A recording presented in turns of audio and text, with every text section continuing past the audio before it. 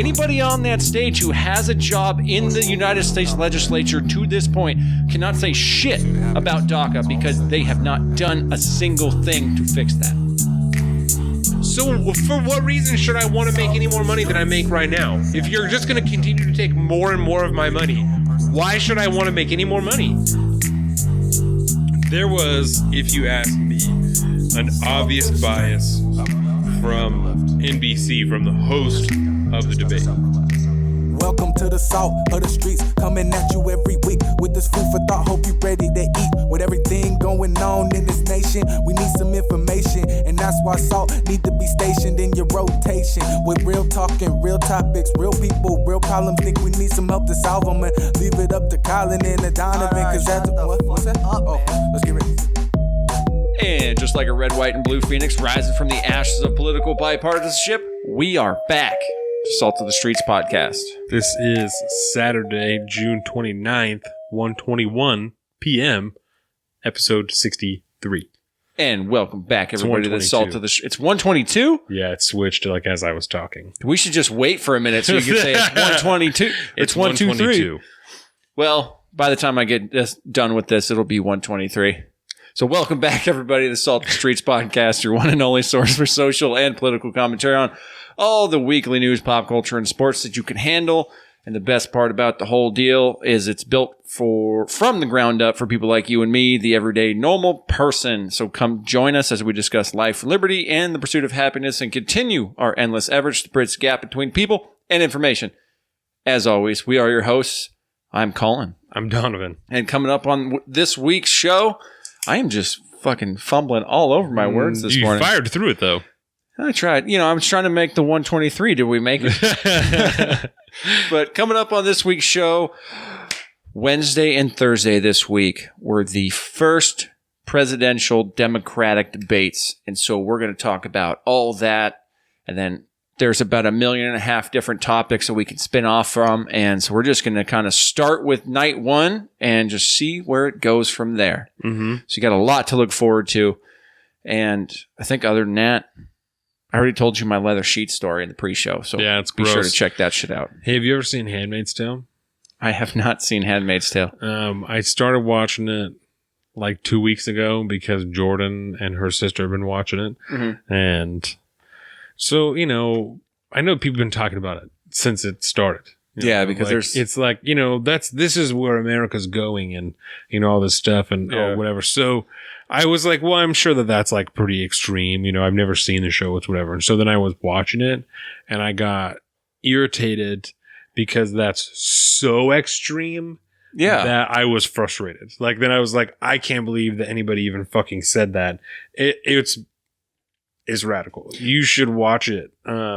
Because it's a great show. I hear the books are way better than the show. And that's... I've been thinking about getting the audiobook. Generally how it goes. Yeah. I've had that audiobook, the first one, in my wish list for a while. I just haven't pulled the trigger on it yet. Well, and you can tell that this was a book. Like the way that it's... I mean, the main character just speaks in like nothing but metaphors and similes, and which is like translates well in a book, but in TV, you're like, dude, shut the fuck up. Chill. Like, dude, you're not smart. Like, you're not cool. Like, you're not, just shut the fuck up, but it's a good show. It's really fucked up. There's a lot of interesting things that go on in it, but yeah, I mean, people are like, women can't have jobs anymore. And then they can't do anything. They like aren't allowed to have bank accounts. They take all the money out of their bank accounts and put it in their husband's bank account. And there's this whole series of like really ludicrous events. And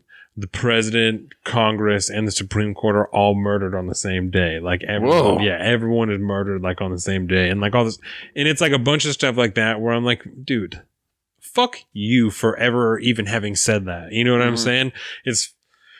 I don't know. And then when I was watching it, because Jordan's watching it with me, like just when we're together and whatever. And I told her, I was like, it's like, there's no way. I was like, can you imagine if something did happen where someone was able to, or a group of people were able to gun down a majority of Congress? Like, can you wipe off imagine the fucking swarm of people with guns that would just descend upon the Capitol just to defend democracy itself. You know what I'm saying? Like, oh yeah, like regardless of the military, anybody that is active duty or like, you know what I'm saying, military, just regular people that's like, fuck you, this is America, and just go there to be like, no, I'm here, and I got an AR-15, and I got guns, and I'm ready to do this shit. Like, I mean, think about like the National Guard, the reserves, divisions that are in every state, the police force. I mean, there's no way. Because this is just like, it's just a group of like powerful dudes, you know, like dudes with a bunch of money that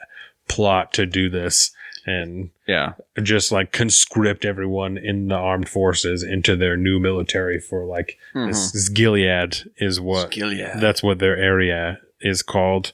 Like, yeah, see, it's a great basis for like a dystopian novel like that. Yes. Because it kind of harkens to some of the early, you know, human history, you know, the way women were treated and how they were, you know, seen as lesser humans for whatever reason, even though they're the ones that create fucking life and all this stuff. And to me, that analogy that's been used, the whole Handmaid's Tale, and everybody's, you know, dressing up in the robe and the white hats and things for protests. Yeah. That's just as much of a stretch as calling everybody a fucking Nazi. Yes. It's the same thing. It doesn't make any sense. If anything, you're downplaying how terrible the people in these stories are, or you're downplaying how bad Hitler is when you compare Hitler to fucking Steven Crowder, and Ben Shapiro. Guys, that's, you're not doing yourself any favors. Yeah. Well, and I thought, I mean, like I said, because I hadn't seen the show, I was like, so it's just like a metaphor for like, you know, controlling women. Yeah. You know, but there are people who are like, this is literally turning into The Handmaid's Tale. Oh, yeah. Like, I mean, we already have a dictator in office, right? Yep. Yeah. So what do you think about that? That whole, when there's a part of pop culture that just becomes smothered in politics, whether it's a TV show like The Handmaid's Tale, or, you know, just, I mean, anything that like Saturday Night Live. Yeah, Saturday Night Live, where it's just purely, you know, all the late night comedy shows are all hard left now. You know, that, it ruins things for me. Like, there's a reason I haven't gone through those books yet. It's because I'm going to have a hard time separating the political bullshit that's tied to it in contemporary, you know, times compared to what, like it's, how good it actually is. Yeah. And that's definitely the case. I mean, presenting anything like that with that type of ideology behind it, or narrative behind it, you know, is going to isolate a certain amount of the population just like by definition, you know. There's going to be people who don't agree with you, and so they don't want to see that. And then there's going to be a whole nother group of people that, you know, don't want to see politics on their late night shows, so they're not going to watch it because they're like, this is not why I come here, is to hear you talk about the government all the time, because that's why I'm not watching the news, you know. I think that it's really, I mean, because it's, I never watched David Letterman or Jay Leno religiously, but the times that I did watch them, it didn't seem overly political, you know. And it's mostly like hardcore pop culture type stuff. And there's a constant discussion of politics on the new late night shows that I think is reflective of the tying of the two, you know. And it doesn't help that we have a president that made his living in pop culture before becoming a president, you know. And that's how he got, part of how he got where he's at, you know, is just that same lifestyle and like air about him that he carried when he was fucking Donald Trump, you know. I was watching Little Rascals yesterday. This motherfucker's in Little Rascals. The motherfucker's in Little Rascals. He's the dad of the rich kid in Little Rascals. No way. Yes. And that's why I was like, I've seen this movie a million times. That's so crazy. A million times I've seen this movie, and I didn't remember he's in this movie. Man. Yep, the guy. Well, that's like Home Alone 2. We watched it this last Christmas, and I was like, I keep hearing the Trumps in this movie, and I see, oh, there it is. There it is. Yep, the kid that, you know, he's sitting there in his fucking super crazy go-kart thing, and he calls his dad, and then it pans over to the stands, and fucking young-ass Donald Trump. And he's sitting there, and I was like, oh, what the fuck? And he answers the phone, and he says, says, whatever, I love you, like you're the best son that money can buy. That's what he says before he hangs up the phone. Oh my God, there he is. Look at him. That's what I'm saying. Here, and I was like, you gotta be kidding me. Yeah. Dude. Isn't that funny? That is so weird. So he's in so many random little things. Yeah. And it doesn't, there's also so many celebrities that aren't Donald Trump, like they're not running for political office. Like there was also the woman from Sex and the City that ran for Congress in New York City, right? Horseface? And so, no, with the red hair. Yes. What's her name? And there's people talking about Oprah Winfrey running for president and like shit like that. And that type of stuff doesn't help when you have people that are constantly, and that's what you get because they're real people, Yeah. But it doesn't help the two being tied together when you have celebrities constantly espousing their political views that are just causing more debate and discourse that is not productive under their threads, their pictures, their whatever the fuck that they're posting. Yeah. It's not. It's the old Discord versus discourse. Yeah. It's not productive. Yeah. Look at this on the set of Fresh Prince. Yeah. Sitting next to Will Smith. You should tweet that picture out real quick. Oh, shit. Where'd it go? Tweet it out from your... Here, you do it. It would take me an hour. Oh, I'll do it. I'll look it up. I have a social media. And you can find that on our personal social medias. I'm at alpaca_Donovan on Twitter and at Salt of the Street on Twitter, at alpaca_Donovan on Instagram. He's at Big Bird Offie on both of those things. We also have our Salt of the Streets Instagram at Salt of the Streets, our Salt of the Streets Facebook, our YouTube. Go ahead and follow us there, like us, subscribe to us, hit the little bell, the notifications, all the stuff, because it's where these videos are. And I'll say it one more time. Share it with your friends. Tell your friends to share it. Absolutely. And you can find all that at saltofthestreets.com. That's where everything that we put up is at. Episode links and everything, all the other extra information is on the episode part of the website, the media part of the website, with the episode posting. Boom skis. Thank you. This guy gets everywhere, man. Just Google Donald Trump in movies. There's so many. It's absolutely insane. Oh, man. So that actually semi-reminded me of something. Oh, what was it going to be? Something to do with politics and pop culture.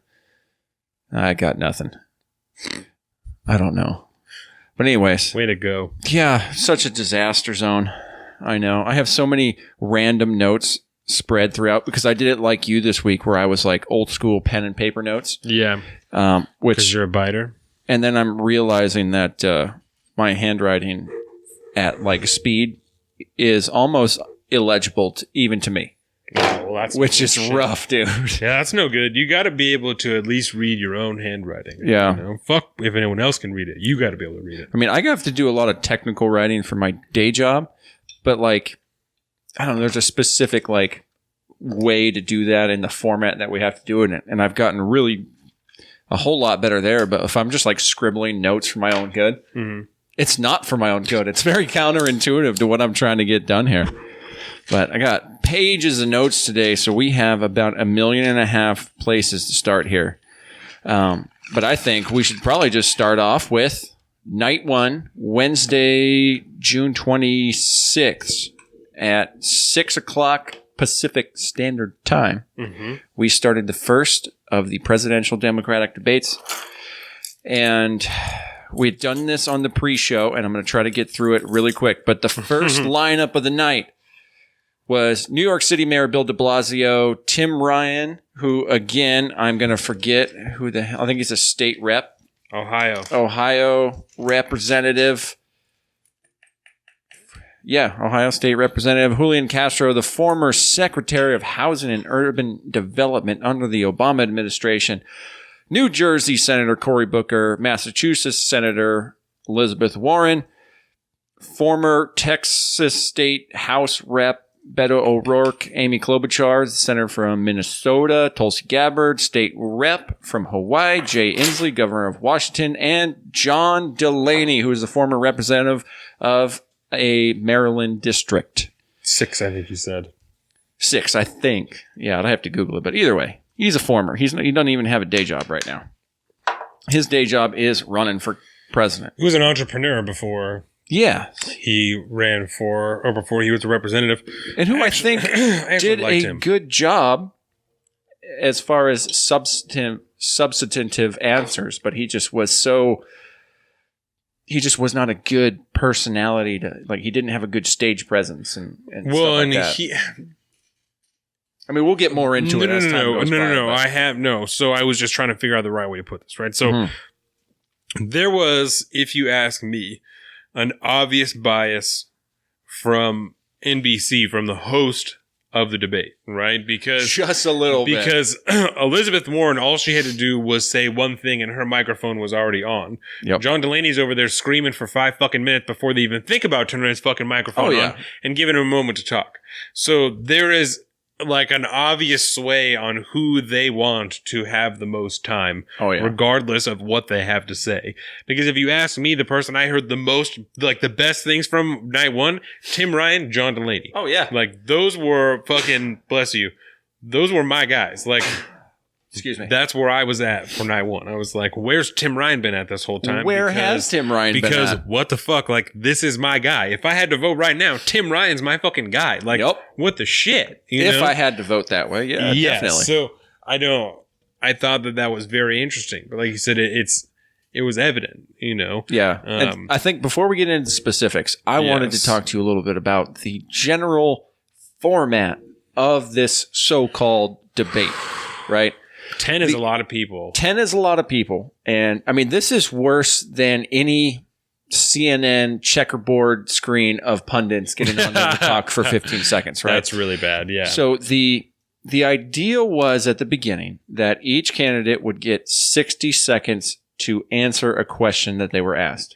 And there was going to be times where they would allow 30 seconds of follow-up to other people.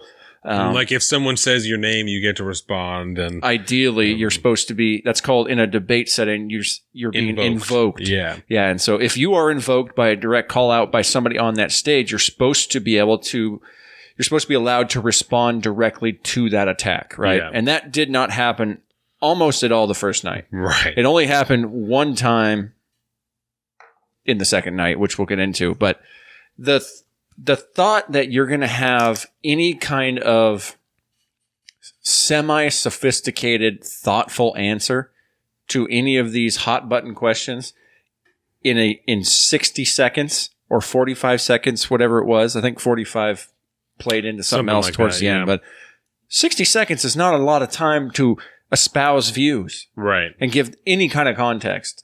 And so starting right off the bat here, this is a completely terrible format to try to spread ideas on what you're running. I think 10 is too many. It's ridiculous. Yeah. I don't know how long there wasn't like a debate team in any of my schools. I mean, maybe there wasn't Oli. I don't know. I was way too busy doing other shit to give a fuck. But yeah, I couldn't even tell you if there was one in mine. But I don't know like what the standard time is to get on a debate. If 1 minute is standard after you present your initial argument or whatever, Yeah. But it's usually, sorry. Big yawn. Yeah. But no, you're right. That's not very much time to try and explain anything. But that seems standard, especially if you can have 10 people on stage. But just going into this thing with that understanding of like, oh, these are going to be some bullshit answers.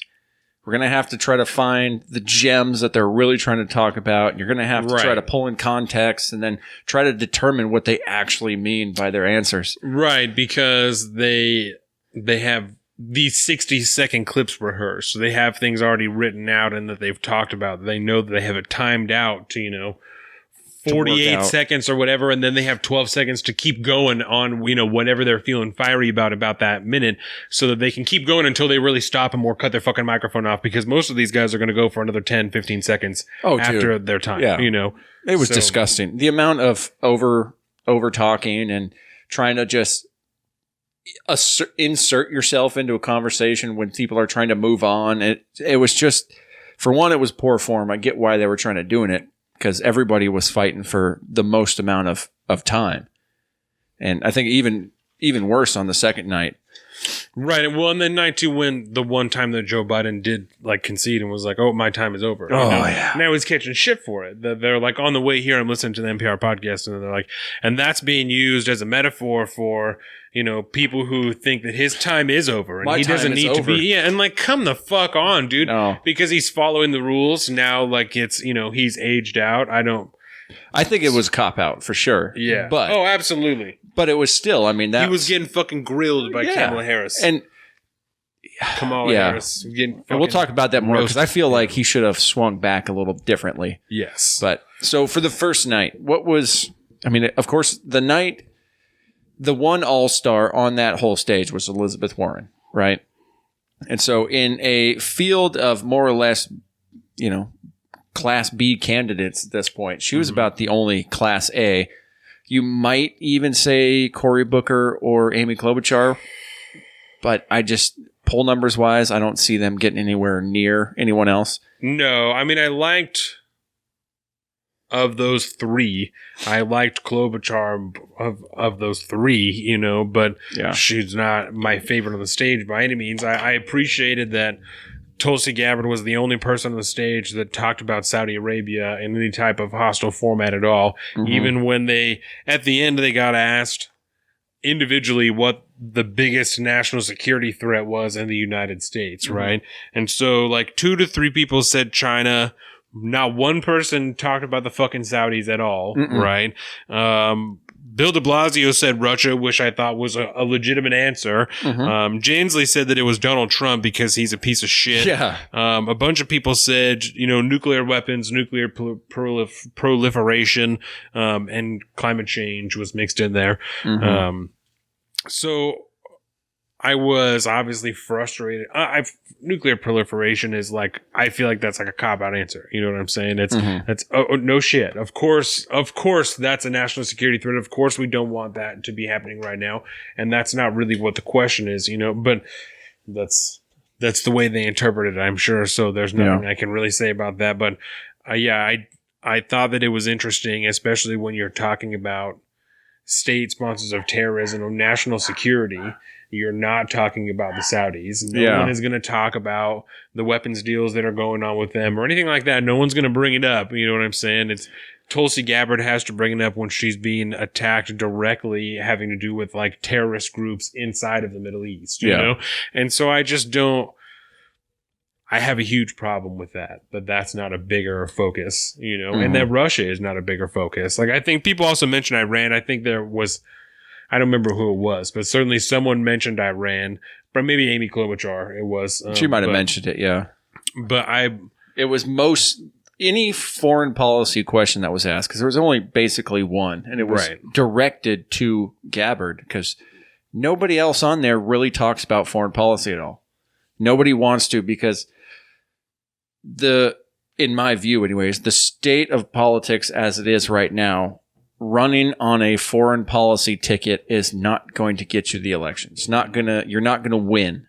And so her being basically the only career veteran on stage, that question defaults to her because she's obviously the one that has outspoken thoughts on that. And that's not what's being covered in the news, other than Iran. Like, that's the only... And Iran is only being covered in the context of the Trump presidency. And they're trying to start a war. And right. There's no real substantive discussion being done there. Right, because if you had a different administration, because not even a president, because we talked about the president has really done nothing but talk about how he doesn't want war with Iran. That's really all that he's said this whole time, is that he doesn't want to go to war with Iran. And it's the other people in his administration, the Mike Pompeo, the John Bolton, the people working under them, that are leaning more towards military action with Iran. Right. So it's not even a president. If you have an administration that's more dovish on war with Iran, that doesn't want to go to war with Iran as a whole, you know what I'm saying? Yeah. It's not even going to be talked about, because it's aligning with I don't even understand why we're assuming that Mike Pompeo or the intelligence agencies are lying anyway. You know what I'm saying? Like, to me, it shows, like, I don't want to sit here and talk about fucking bias in the media all day, but it shows obvious bias to me towards Mike Pompeo, towards John Bolton. They're like, oh, these guys just want to go to war with Iran. Well, no shit, they're more aggressive, but let's talk about actual legitimate, like, that our intelligence agencies and now other countries are saying that this is what's happening. Mm-hmm. So why is the story still that they're just trying to go to war with Iran? Like, why is that still the narrative when that's obviously not the case? If you've read a fucking article other than a headline, you know that that's not the case. But the general narrative is that, Trump bad. So everything that is in his orbit is bad too. Right. Like, even if he does something good, you can't praise him for that because you've labeled him a fucking racist, Nazi enemy of the state. I saw a video from the BBC where they had reporters that were taken to the ships that were attacked by the United States military and other militaries that were in the area. And they were shown the explosions, the damage in the hull, and they're like, this is not a missile. Like, this is not what a missile looks like. This is not what a missile strike looks like. This is not what the explosion would look like if it was a missile, if it was a torpedo. This is not what it would look like. Like, we're telling you, this is an exterior explosive that was detonated on the outside of the hull. That is what created this, They have pieces of the fucking mine there that, like, they're, like, in the water and shit that are lodged in the boat. They have, like, the magnets that were used to stick it on there, I don't... But I don't understand. It's a complete turnaround from their stance on, say, the intelligence community during the Mueller probe. Right. And now all of a sudden, so first we have to listen to Mueller, let Mueller do what he's saying, because the Justice Department, or not the Justice Department, but, the intelligence community as a whole is a rock solid institution that we can trust, we have to trust, and they're going to help us overthrow Trump.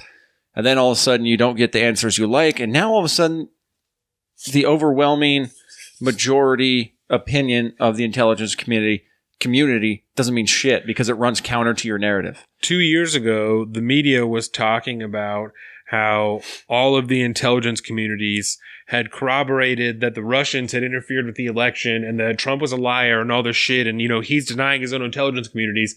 And now that like you said, the same thing is happening with Iran, all of a sudden we're like, well, what about what happened with, with the Iraq war and the intelligence communities and all this stuff? Like, well, yeah, but you're not talking about, like, you didn't have a key figure in the White House, which is a fucking Dick Cheney. You don't have a Dick Cheney who has almost unilateral control of fucking everything foreign relations wise in the White House, in the executive branch. He doesn't have an office in the fucking State Department, also in the FBI or whatever. Like, he's Pentagon. Got 4 or 5 different fucking offices all over the place because he's got hands and shit. Dick Cheney was being fed raw intel, unvetted, and then he can decide what they're going to act upon, where he's going to send troops. Because based off of optics at that point and the bottom line. I don't understand. No big contracts for Halliburton. I don't understand how those two things can be compared so directly. Dick Cheney is not the same thing as fucking who's the vice president? What, Mike Pence? Those are not the same fucking guys. Like, those are not the same guy. Polar opposites. Polar opposites here. I don't understand why those two are being. I understand the similarities because they're both countries in the Middle East. We're talking about terrorism. We're talking about weapons of mass destruction. And we're talking about nuclear proliferation. I understand the parallels between the two. But I'm talking about the structural background of the government in regards to military action in those countries. We are not looking at the same thing here. I know there is so much pushback in the Senate and in the House from the Republicans and the Democrats that the current AUMF does not support military action in Iran. There's very few people on the Republican side that are saying that it does. Very few people that are saying that it does and that we should act on it. The vast majority are saying that it does not cover military action in Iran, regardless if you're talking about terrorism, weapons of mass destruction, anything. It does not cover Iran. They're not going to let it happen. I don't understand how, it's so obvious. The bias in it is so obvious that it's fucking gross. Yep. It's they have to pick a side because you can't keep flip-flopping on whose word you go with just solely based off of which opinion best supports your current narrative right now. Your narrative has to change based on the facts on the ground. That's the way it should be. But unfortunately, of course, that's not what's happening in today's politics. The So going back to Tulsi Gabbard again real quick. She was the only one that really focused on that issue, right? Right. And I think she handled it very well. For one, just optic-wise, she looked really put together on the stage. She had a good stage presence. She had this really cool thing that, like, she had this gray hair streak. Yeah. And I did like that. The guys on fucking Commentary podcast gave her so much shit They for shit on looking her? like, I don't know who in the Addams family apparently that has that Morticia hairstyle type Addams? of thing. There you go, Morticia Addams. Yeah. You never And I seen was Addams like- Family? No, What? it's just not my bag. I don't Dog. Maybe. That's a classic, the Addams Family. Well, that's what I You hear. don't need to watch all 4 of them or whatever. Just watch the one, you know? I thought it was a TV show. It was, but like the The big good one's things the movie? now. Well, but the big things now are the movies. Like that's like what people are talking about. The Addams Family. They're talking about the movies that they made. So it's not because like that's going back and watching Green Acres. I don't even know what that is. Wow. So See, you got me there. Green Acres is an old show about a bunch of like country bumpkin family that like I think they win the lottery or something like that, and they get a ton of money, and then they kind of just it's like a sitcom typey old school sitcom It's about like the Beverly Hillbillies, right? Isn't that like the same thing? It might be. What's the story to the Beverly Hillbillies? Maybe that's the Beverly Hillbillies, right? I don't know. What's the Green Acres? Green Acres? Did I get those mixed up? It just shows you how much I've fucking seen these things. Green Acres is the place to be. Or something like that. Hillbillies. I don't know. Green Acres. 7.3 out of 10 on IMDb. Backward farmer Jed Clampett, Jim Carney, strikes oil on his land, and soon he and his clan have moved to the posh surroundings of Beverly Hills, California. As Jed, Granny, Cloris Leachman, Ellie Mae, Erica Eleniak, and Jethro. Ooh, Ellie Mae? Yeah. That's funny. And Jethro adjust to completely new surroundings and culture. They must deal with an unscrupulous banker, Dabney Coleman, and his employees who are scheming to get their money. Luckily, the banker's top assistant, Lily Tomlin, develops a soft spot for the Clampetts. Okay, so that's Beverly Hillbillies. Yes. So Green Acres is New York lawyer Oliver Wendell Douglas longs for a simpler way of life. So he buys a farm, sight unseen, and moves there to live off the land. Much to the chagrin of his socialite wife, Lisa, the collision of small-town life and Lisa's sophisticated ways. She insists on wearing full-length gowns and ostentatious jewelry, even on the farm. Provide much of the humor in the show. So essentially, it's like... Old school show. Yeah. This is from the 1965, and it ran through 71. So like Hogan's Heroes and shit? Mm-hmm. Yep. You know what I'm talking about? Hogan's Heroes? Yeah. Yeah. Hogan's Heroes. That was supposed to be a really good one. I've never actually seen it. But Oh, I've heard really? good things, yeah. Dude, my cousin Alan fucking loves Hogan's Heroes. I went to Florida once when I was 13 and stayed there for like a week or 10 days or something like that. This motherfucker watched Hogan's Heroes at least half of those days. That it's like on, whatever channel fucking MASH is on. It's on the same channel as MASH. And yeah, Hogan's Heroes. Interesting. Loved that shit. Yeah, it is interesting because I don't hate it, but I also didn't like it, and I didn't really like MASH either. Yeah, this is the one where they're in a POW camp. Yeah. And so like there's like a dunderhead German soldier and stuff. Okay. Yeah, they're being guarded by Nazis the whole time. Yeah. It's super weird, right? You definitely couldn't make that today. Like that wouldn't be acceptable to have people dress up as Nazis, for a TV show. Nope, can't do that. Be cool with that. Yeah. God, that's funny. Well, since we did take this little rabbit hole, I did remember what I was going to tell you about earlier. Perfect. So it's kind of in lines with the Dick Cheney movie, right? Shit. Yeah. There's a new, I guess it's a mini-series coming out on Showtime about Roger Ailes and Fox News. It's called The Loudest Voice. It's coming out soon. Russell Crowe is channeling his inner Christian Bale and has got the big old fatness going on playing old Roger Ailes. Channing Tatum? There you said? No, Russell Crowe. Russell Crowe. Why did I think he said Channing Tatum? And I don't know. Maybe you just got Channing Tatum on the mind. I guess. I get it. He's a very beautiful man. Channing Tatum. He's in it. Seth MacFarlane, the creator of Family Guy, American Dad, the amazing lounge singer as well, by the way. Who's also a surprisingly pretty dude. Like I didn't. Oh, yeah. I He's a didn't good-looking expect dude. that to be the case, and I'm He's like, a who the handsome fuck are man. you? Like I Yeah. know. What do you mean? You made Family Guy, and then also you fucking sing jazz? Like what the fuck? I Like, listen to his music all the time. Yeah, fuck It's him. so good. It's basically just a modern day Frank Sinatra era stuff. It's like what Michael Bublé started doing before he went all poppy and weird. Yeah. But yeah, really Fuck fucking him. good. Like I don't. Why do you get to do all that? Like what the fuck is that about? Because he's got that Family Guy money, dude. that's He gets to bullshit. do whatever he wants. That's horseshit. But he's actually in it. Plays Brian Lewis, Roger Ailes' PR exec. Yeah, I heard over that at name Fox before. News. So I know that motherfucker. yeah, man, Yeah. it's coming out soon. I can't wait to watch it. It's going to be good. Yeah. So especially because it's a miniseries, it shows I me like that it's a set storyline. It's so I have a feeling it's going to be very similar to the Dick Cheney movie Vice. That's a great movie. But there's this thing about Tulsi Gabbard when she was asked about this stuff, right? Yes. She talked about essentially my view on this. What my takeaway from what she said was essentially pull away from the Middle East, period, full stop. Mm-hmm. Get everybody out. We don't belong there anymore.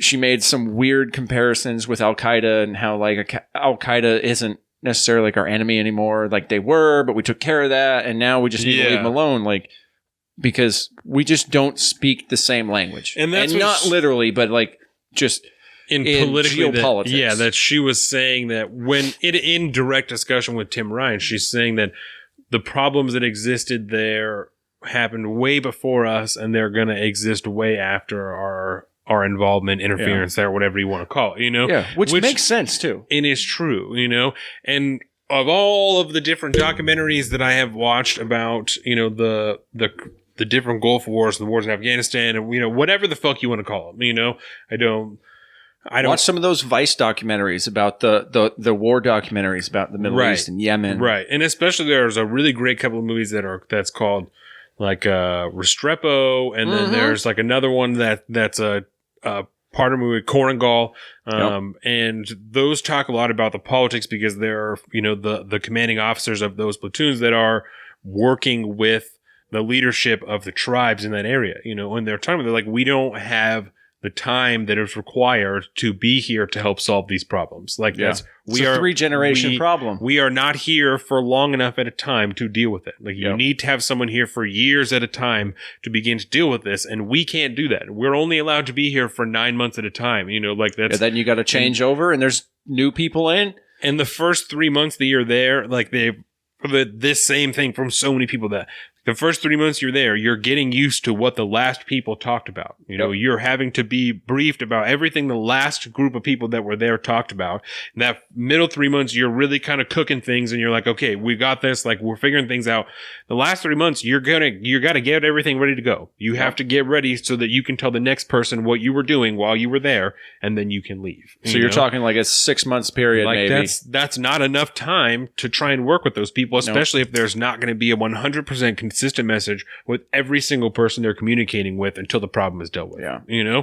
That's not. Because a lot of people forget that they have a completely different way of existence in that part of the world, and it's been that way for a long time. And I want to be clear: me saying that there's not enough time in those deployments is not me championing longer deployments or anything like that. That is not what I'm saying. I'm just saying that the way that it's currently set up, it's not set up to be truly conducive to solving this problem in the Middle East is what I'm getting at. I'm not saying that people should be there long or anything like that. And I think that's her point that she tries to get to, is that the system we have in place and the way it works over there does not work, because it's just, we are not built to operate in that kind of timeline. Right. We never have been, and we never will be, unless we drastically, systematically change our whole overview on the Middle East and our presence there. And I think she's the only one that can speak to that with any kind of true reverence, because she's actually been deployed twice to Afghanistan. Right. And Tim Ryan was talking about accusing her of, saying that, well, we need to just retreat back to the United States and just, huddle up and just only worry about us. And I don't think she's saying we need to only worry about us, but I think that her point, really, like you were saying, is that we couldn't get the job done over there. We did what we needed to do, and the part of Al-Qaeda and the Taliban that is a problem or was a problem is quashed. We killed all of those people. So we need to come home and just, make sure we are still monitoring over there. We still know what the fuck is going on, but we need to kind of keep our shit at home, bring people back home and let them be here because we don't need to be actively involved in what's going on there. We can be covertly involved as we should be for the next 3 generations, but we don't need to have an active military presence in that country like we have now. It's what she's talking about, which I think is fair to say. The thing that I really, really like about Tulsi Gabbard is she's like one of the only people talking about cutting the military budget, and on all of the different tax plans that everyone's talking about, the things they want to implement and all this stuff, they're just talking about raising taxes. They're not talking about cutting the military budget. And I'm not talking about fucking cutting it in half. I'm not talking about gutting it. I'm not talking about laying off people in the military because that would be fucking ignorant. I'm talking about maybe don't spend more for the next couple of years. Just don't increase it for the next couple of years. Cut it by fucking 4%, Let that be okay. Because I know that there's a lot of shit that gets wasted, that gets left behind, that gets whatever, It's a big problem. There is shit that happens. And that's not to say that there's not also people who don't have what they need, because there's no shortage of people who are out in the field for weeks at a time that don't have the shit that they need. You know what I'm saying? Their clothes are falling off when they get back to base because they've been in them for 3 fucking and weeks. And that's not for lack of funding. It's for lack of proper logistical, correct appropriation of funds. Like that's, And I want to just add this too, because there is... you talk about Tulsi Gabbard and pulling out of the Middle East, essentially, right? Yeah. And you can kind of come to that conclusion based off of a lot of things. And the general comeback that people would bring up is the fact that the minute you leave, you're going to leave that power vacuum again, and we're going to be looking at another Libya situation, which I understand that's a very credible thing to look at, which is why you can't just walk away cold turkey. You still have to have some kind of presence there. But you can't force democracy. It's kind of too late to walk away at this point. Right. You know what I mean? But you can't force democracy on a group of people that don't want democracy. You can't force a governmental system on people that don't want it or are not going to actively take part in it, And that's, again, there's a whole number of reasons. There are people who are afraid to take part in a democratic system that exists there, but if there are not enough people who are going to take part, there's going to be a legitimate leader there, then it doesn't make sense. You can't force that into a country, and we've been shown that, Yeah, and that's time US, and time again. We're consistently accused of, backing shadow governments and all kinds of shit, because we're whatever. And, there's sometimes where that's been very legitimate, and there's other times where maybe it hasn't been, and you can't force that on a group of people that don't want it or don't want to take part in it, So you can't make people do something they don't want to do, especially in regards to governing their whole fucking country. You know, it doesn't work like that, man. So when the like you said,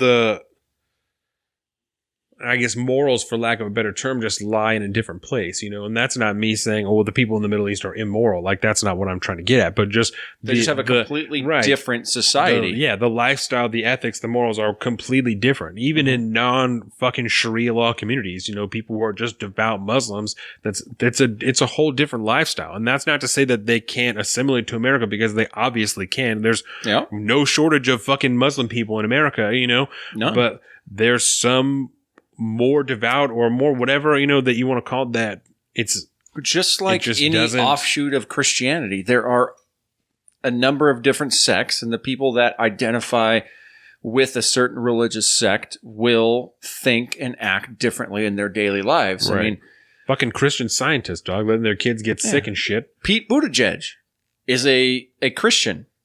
A Christian man who he's gay, he's young, he's super Christian, but he's super Christian. He cares deeply about religion and faith, and that some Christians would say that a gay man cannot be a Christian, right? But obviously, under certain sects of Christianity, you can be, and that's totally fine. And it's the same in like the Jewish community. There's all these different branches and sects of the Jewish tradition that some are much more liberal, some are much more conservative, and it's just It goes either way. And it's the same with the Muslim religion. Right. You get a spectrum all across the board. You're going to have extremists on one hand, and you're going to have like the non-practicing, more atheist Muslims than the other ones, the ones that were just like a lot of us just kind of brought up in a church part-time, but you just kind of went because your parents went and the values weren't talked about or whatever, but you just, well, I go to church, so I guess I'm a Christian. Right. And even just like, you don't pray 5 times a day. When you do pray, you pray to Allah, like that's, like that's the same type of shit that I don't. And who gives a shit? It's covered under the First Amendment, dude. Just let people do what they want to do. Yeah. As long as it doesn't infringe on the rights of others. And so there was one point about Iran that I wanted to make. And I had the conversation with somebody earlier this week about, how did we get to this situation with Iran? Right. And we recently, I don't think we really talked about it that much because last week we had the Jake and Morgan show. Right. And so we didn't talk about the Downey. Yeah, the Jake and Morgan show. They stole the show from us, man. They're that good at what they do on stage or on whatever you call this thing, on set. How about that? But what was I talking about? Oh, yeah. A lot of people, when they look at why there's problems in the Middle East right now, the going narrative is the only reason there's problems in Iran is because Trump pulled out of the nuclear deal. And I think that is a pretty common viewpoint, as misguided as I think it is. Because I think the true turmoil with Iran started back in the, was it 76 with the Iranian Revolution, which we, along with allies, helped back and overthrow the existing democratically elected government at the time and installed a dictator, which then, boom, got us to where we are today. With the Khomeini. Yes. The Comdog millionaire. Let's just go with that. But anyway, I think that how we got to Iran is more of a decades problem, not just because Trump pulled out of the nuclear deal. Well, and even if you just want to go back to Obama, I mean, when they put the JCPOA, the Iran nuclear deal, into effect, that was only temporary. They knew this is not going to work forever. This is only for now that we're talking about them limiting their nuclear production and storage, and we'll take off these sanctions.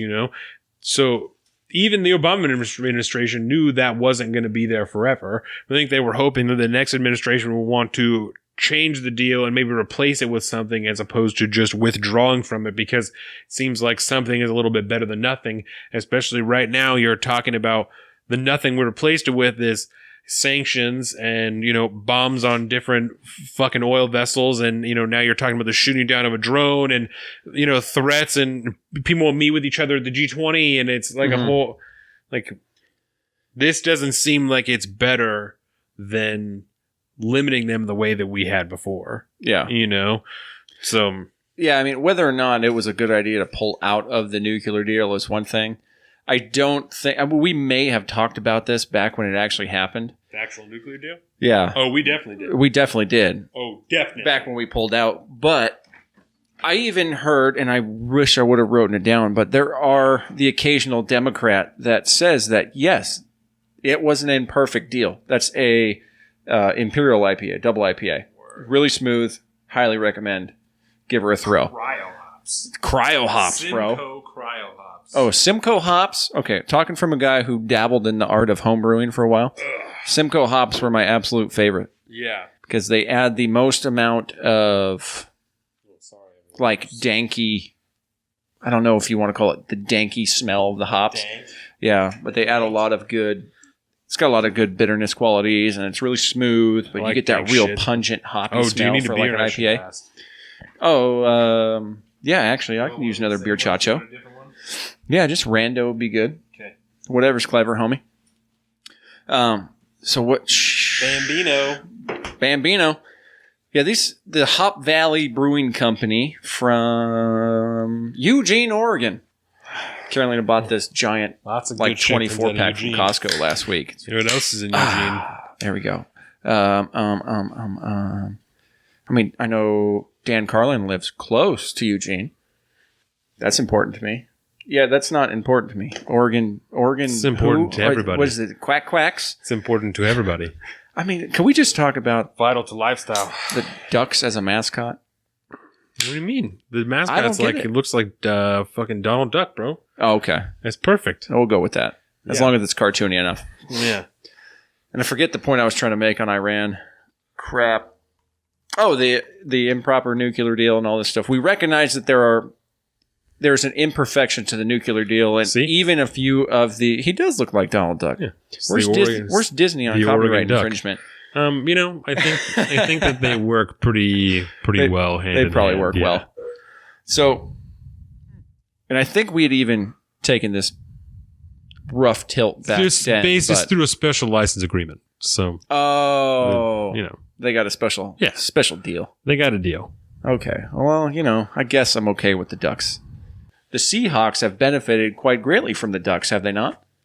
Over the years? Yeah. Yeah. I mean, we get a lot of good talent out of it. It's a good school, So I just wanted to make one more point before I get too much off talk about this nuclear deal. There was even a couple Democrats that recognized that the JCPOA was imperfect because the idea was they wanted to prevent Iran from becoming a nuclear power. And they couldn't quite fully do that, so they slowed the process down as much as possible. And so I think if a good kind of center lane Democrat wanted to rejoin the JCPOA, reinstitute it, if it was even possible, you could then work on bettering that deal again. Right. Well, I think it's 100% possible because that's exactly what Iran has said that they want. They said that they're willing to negotiate they just want a deal in place. They want the sanctions gone, some type of deal in place so they know that there's something there that they're building off of. Mm-hmm.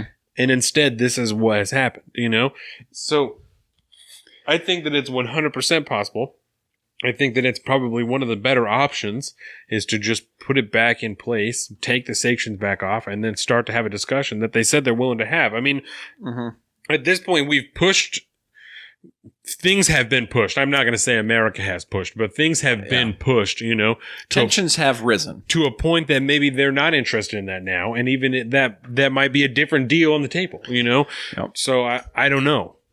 And I don't know if Iran... it was an option at one point, Whether it is now, I'm not sure.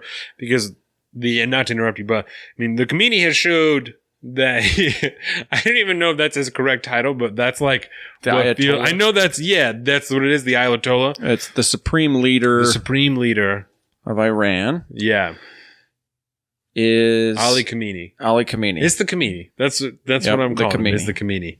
And I knew what he looked like, and I knew that was his last name, but I wasn't sure if that's what people called him. Mm-hmm. But that's what I'm going to call him. Is the Khamenei. There you go. You're not in Iran, so you're not going to get your head cut off. So just don't visit anytime soon. Don't drone strike me, Iran, please. If I don't remember what I was saying, but yeah, I mean, the Khamenei is shown to be temperamental. He's shown to be very temperamental. You do one thing that you don't think is that big of a deal, and he's like, "Wait, fuck you." You know what I'm saying? Because it's a different culture. It's a whole other deal. You can't just you can't call somebody an asshole in that culture and expect to have a follow-up visit. Because that is a personal attack against somebody's character who happens to be the supreme leader, and you cannot cross that line. And he also has to consider the way that he looks to the other Islamic leadership in the area. You know what I'm saying? Because they're all vying for his job. Supremely important. Right. And it's been shown through history in the Middle East. He can be taken out if his party underneath him feels that he's not doing a good enough job. You know what I'm saying? Yep. He can be replaced like fucking that. So, and usually it replaced means you are disappeared, murdered, or just exiled, or just flat out murdered. Again, it's a different part of the world that operates in a different way.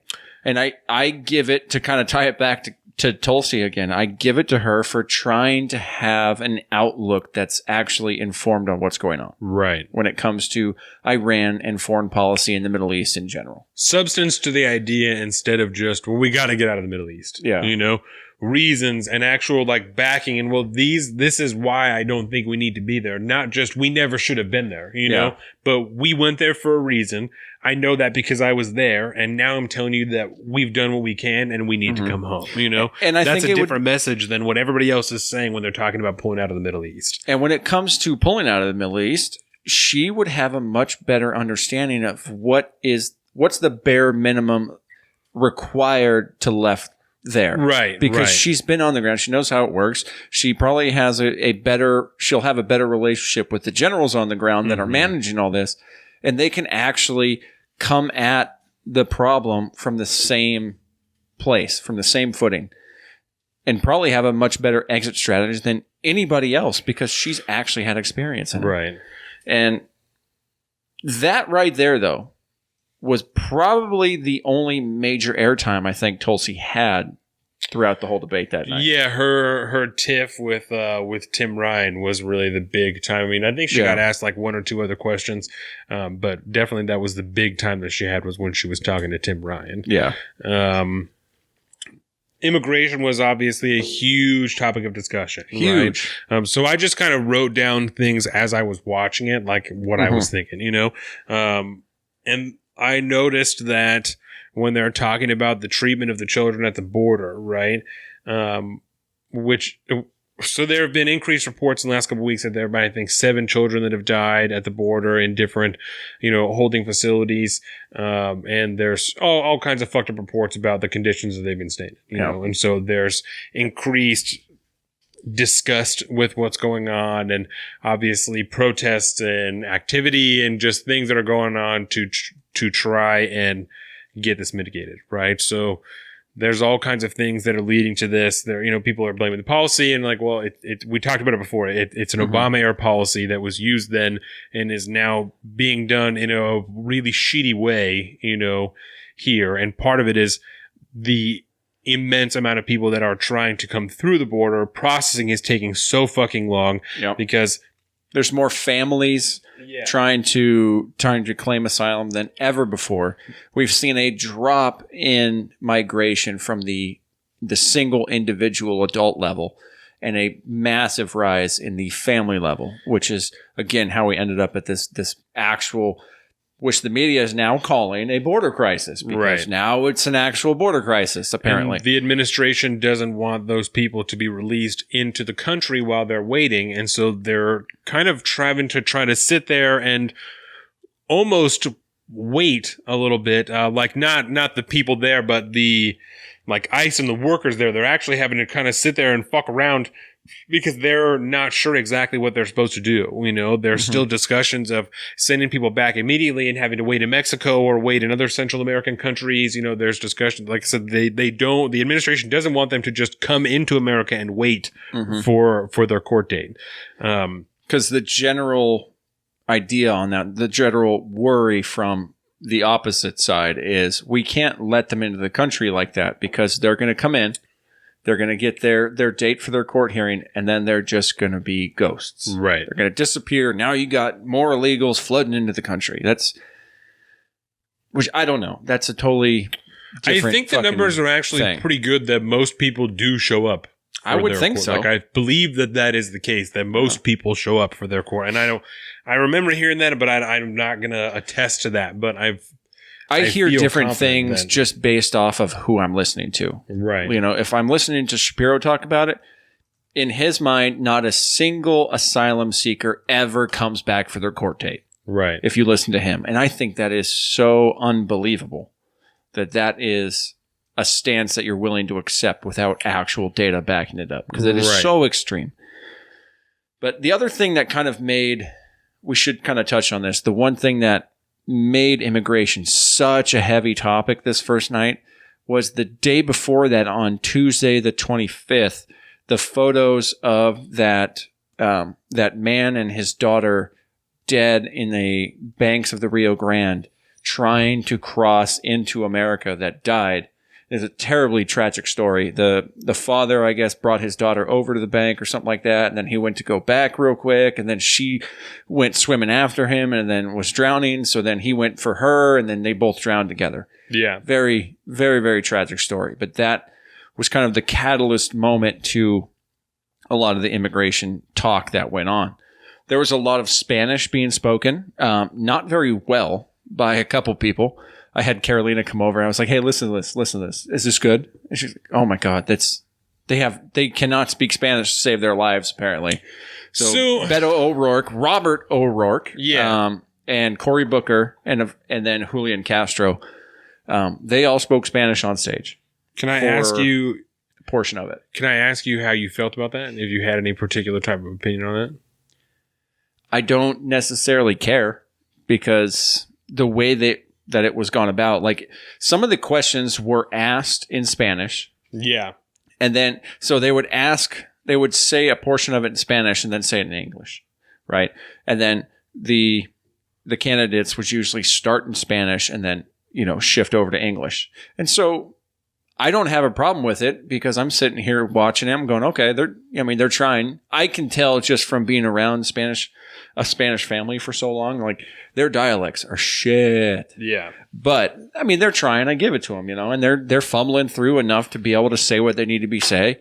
And I, sitting here, some ignoramus who doesn't actually speak fluent Spanish, they answered the same question to me as well. And if they want to chop up their time like that, I think that's great. Good for them. Yeah. I don't have a problem with it because you're just opening it up to everyone else.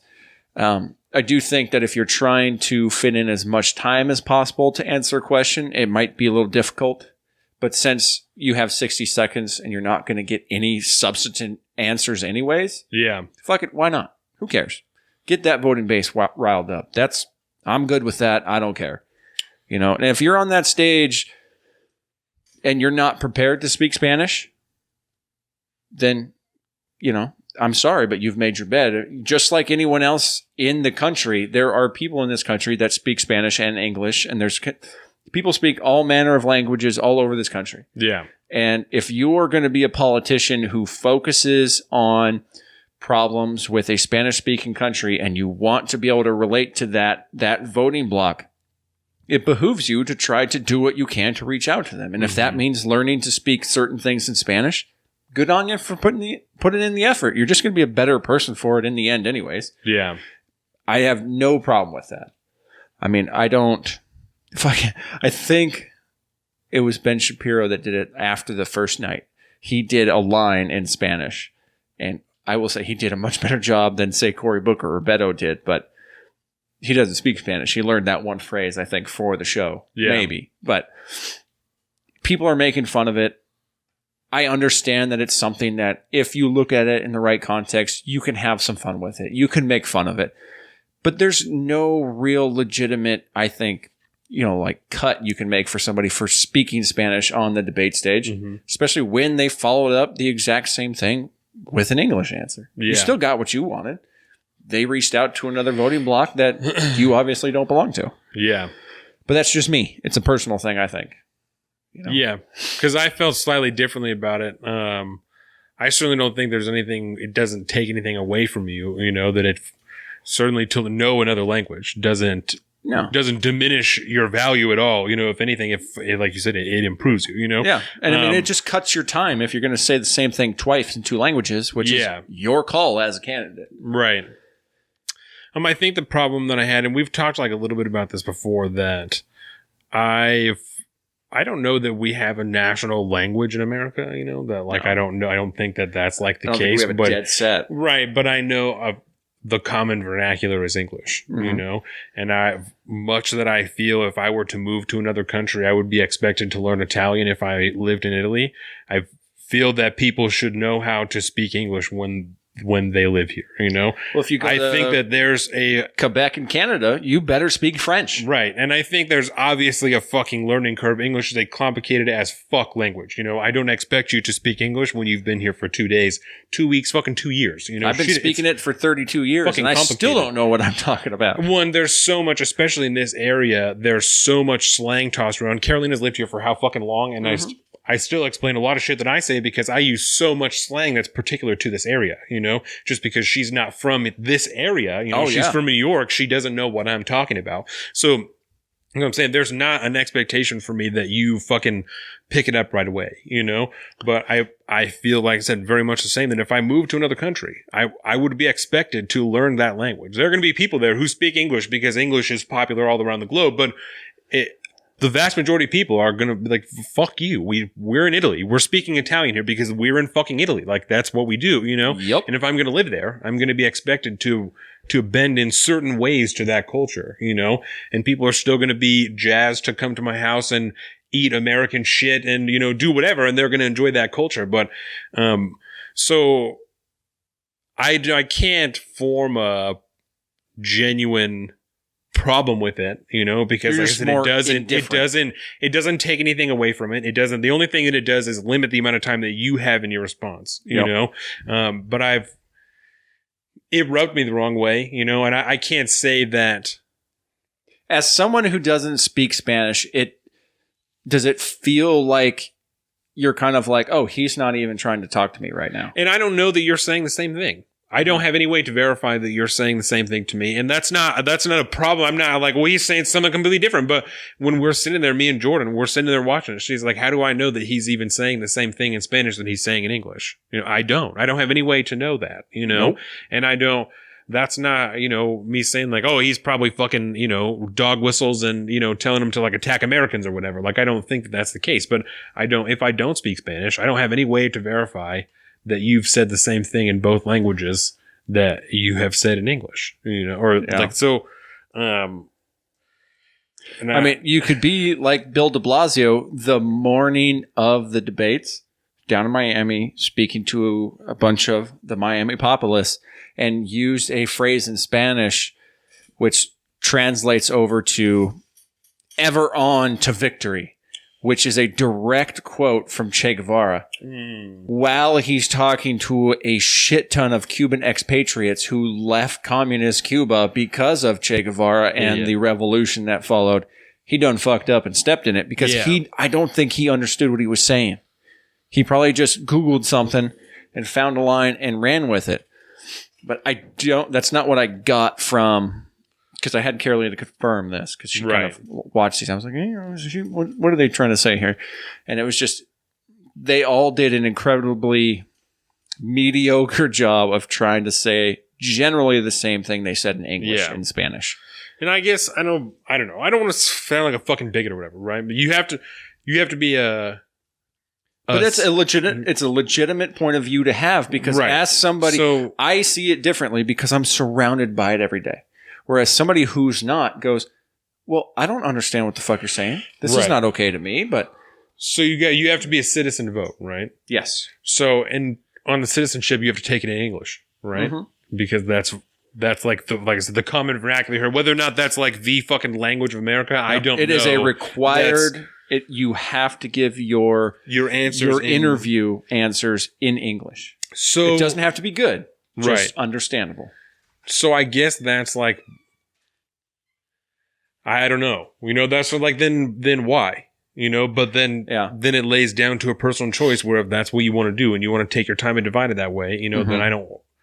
I would ask Carolina for her input on this right now, but I don't think she didn't see the debates in that full context. Mm-hmm. So I don't want to put her on blast for that spot. Because it would just be an incredibly generic... Oh, fuck it. Get on over here real quick. We're talking about questions being asked and answered in Spanish on the debates, right? Yes. Because there was also questions that were asked in Spanish, right? And I think that was probably, if I do have a problem, right? Which I don't know that I would classify that way because I can't put into words and quantify exactly what my deal is. You know, I just know that for some reason I was like, why the fuck is that happening? You know, don't know why. Cause like even here, it's been a couple of days and I've not been able to narrow it down, you know? Yeah. But I think that if I were to have a problem, if I was going to classify it that way, my problem would be more with questions being asked in Spanish than answered in Spanish. You know, if you're going to answer them in Spanish, that's your own fucking choice, right? Yep. But we're talking about the presidential debates for the president of the United States of America, right? You have to be a citizen to vote. You have to answer your citizenship questions in English. These questions should be asked in English because that's what we're talking about here, right? That is a very good you want point. to answer them in Spanish, do you? You know, that's fine. Why are you asking these questions in a foreign language when that's not, you know what I'm saying? So that's a really good point. If I were to have a problem, you know, and I'm not I'm not trying to be heated about it, but I'm trying to. I didn't talk to anybody else about it because of work. It's really hard to have conversations like this and have a genuine conversation. So a lot of times where I have to wait and have these conversations while I'm here, you know, so I'm still working through and like I said, figuring out exactly what my deal is, you know, Definitely. But I think that that's where more of my problem lies than people deciding to answer that way than questions being asked in Spanish. You know, why are you asking questions in a foreign language? It's like Miss Universe, for example. Even in Miss Universe, they ask the questions in English and they have a translator that translate them in Spanish, or they can just answer them in Spanish if they wanted it to. But the questions are always in English, which if you're doing a debate, if you're hosting a debate that is going to be for the President of the United States of America, primary language is English. Yes, we do have a big amount of a Latino population in here. However, we also have a humongous amount of Chinese population in here. We have a humongous amount of Russian population in here too. Yeah. So what? Are we going to start asking questions in Russian too? In Mandarin or stuff like that?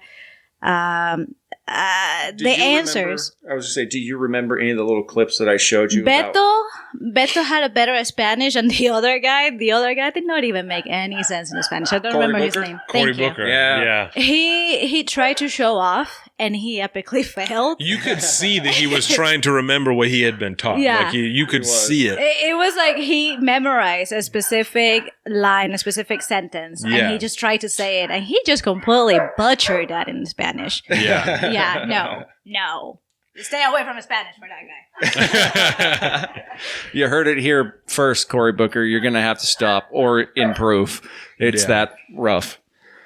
Well, I think that's a very interesting and legitimate perspective. Yeah. Because I honestly wanted to know, because I know that just living in a Spanish family for so long, I have a very different outlook on people that only speak Spanish in this country. And I'm not saying that it's you know what I'm like I said, I'm not trying to come off like a fucking bigot, you know. And I don't think you are, by the way. I don't think you're coming off. And I don't think that you think so. This is more for people listening than for you. You know, you've known me for long enough that I would expect that you would know that I'm not a fucking asshole. If you knew, if I was, you would fucking know way before. I know sometimes you get self-conscious about the way you can, when you get excited about certain things. And I'm trying to be clear with what I'm saying, you know, especially with this being such a fucking sketchy territory right now, you know, of people being racist and shit like that. Like, I'm trying to be very clear that that's not what I'm talking about. That I don't have any fucking problem that when your mother-in-law's in town, we communicate primarily through your wife. Like, that's because I know that she knows what I'm saying. I know that she understands a lot of English, but it's easier for us to do it that way, you know? And I know understand some Spanish from taking Spanish 1 fucking 3 times in a row because I'm such an idiot. So when she was talking, there's some shit that like I can get kind of the bare basics of what she's saying because I know enough words to be like, oh, word. Okay. I understand what you're getting at, you know? And you combine that with sound effects and gestures. Exactly. That's how me and my in-laws spoke for like the first few months that we knew each other. Yeah. It was a Spanglish kind of like, we're just two people that don't speak the same language. And there's common human language that you can get across without actually saying words. Well, and especially in New York, like I don't know where your parents live, but there are, you know, different parts of New York where there's just cultural areas where that is where these 100%. People live. This is where the fucking Jews live. And they live in a Jewish neighborhood. So so there you go, right? So they don't live in a Spanish speaking community or whatever, but there are places in New York where there are Spanish speaking communities where if you're going to live there, people are going to speak Spanish and that's going to be the common vernacular on your block. You know what I'm saying? So that's not going to be weird. Like that's not weird that especially in somewhere in New York where it's so multicultural that would be how you continue to live your life. You know, that's like such a different place than everywhere else in the fucking United States, you know, where if your parents decided to move to Oklahoma, like they would have had to speak primarily English probably way before now, you know, just to live where they were going to live and try to understand that accent all the time. Oh, you know what I'm saying? So, right. And it just shows you, like you just said, I don't know if you could hear it, but it just shows the true definition of the melting pot that is America. Right. You know? And especially cities like that cities in California where that is a gateway to the United States or cities like that on the coast, you know. So you are going to have areas like that. You are going to have melting pots in cities like that, you know. So Oh, she's out. And I think ultimately what this is really talking about. Ciao, baby. I mean, this was a calculated political move. Absolutely. 100%. Because it's when they're talking about immigration. You know, yes. It's because they're not speaking answering all of their directly questions to, half in Spanish and half in English. It's only these certain questions that they're being asked in Spanish and that they're answering in Spanish. You know. So going off of that, let's kind of go over the rough answers, more or less, of the room for some of these immigration. The first thing I want to hit, right, because of all of the things that everybody said when they were talking about immigration, not one fucking person, not one on either days mentioned the fact that the number of beds in the facilities for children at the border were lowered by request of the Democrats when they reopened the government. Can't say that. Not one fucking person, right? And I know that that's not going to be fucking cool, that's not going to make you popular. But let's talk about maybe honest for 2 fucking seconds. That you're like, listen, this is a huge problem. And we're going to admit we fucked up a little bit because we didn't think it was going to get worse. And it's only gotten worse since then.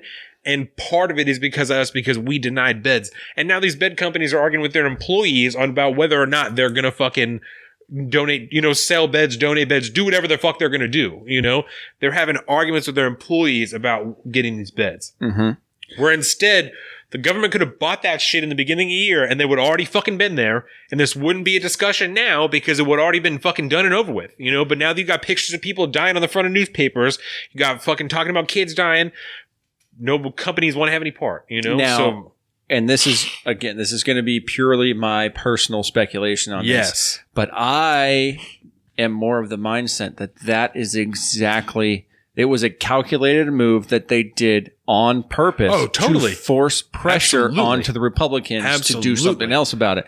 So they indirectly caused this humanitarian crisis down at the border because of a political opposition they have with the President of the United States and the current ruling governing power of the Republicans. Right. This was they say it all the fucking time. They say this is a manufactured crisis on the border. It is indeed a manufactured crisis on the border that they manufactured. Right. By not in themselves, but they had a hand in manufacturing. Yes, which I think purposefully, so that they can get pressure on the border that makes the ruling power looks like shit because they can't handle it. I agree. Because Congress is at a gridlock stage where nothing's going to get done. Yeah. And they can point the finger at who's sitting in the chair now, and it's their fucking fault when they're the ones that created the problem by not allowing additional funding to go towards those border control facilities and to be able to give the proper facilities needed for an amount of people the size that we have now.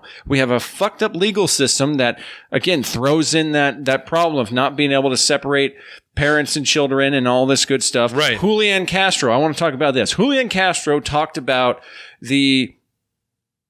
what is the immigration code? 1325. Which makes it a crime for someone to come to America illegally, to immigrate illegally to America, not through a verified point of entry or anything like that, to just cross the border. It makes it a crime, right? Which is a criminal offense. As we have talked about in the past, which is what leads to people being separated from their children, because when you committed a crime, you go to jail. Your child can't go with you to jail, so when you're in jail, they go to a holding facility that's run by Border Control, and then after 72 hours, they're supposed to go to another facility that is run by Department of Human Services because there is such an influx of people coming through the border. The facilities run by the Department of Human Services are full, and so the children that are in the facilities run by the Border Control are having to stay there for longer than 72 hours because there's not enough room for them to be transferred to because there are not enough beds. There's not enough supplies, period.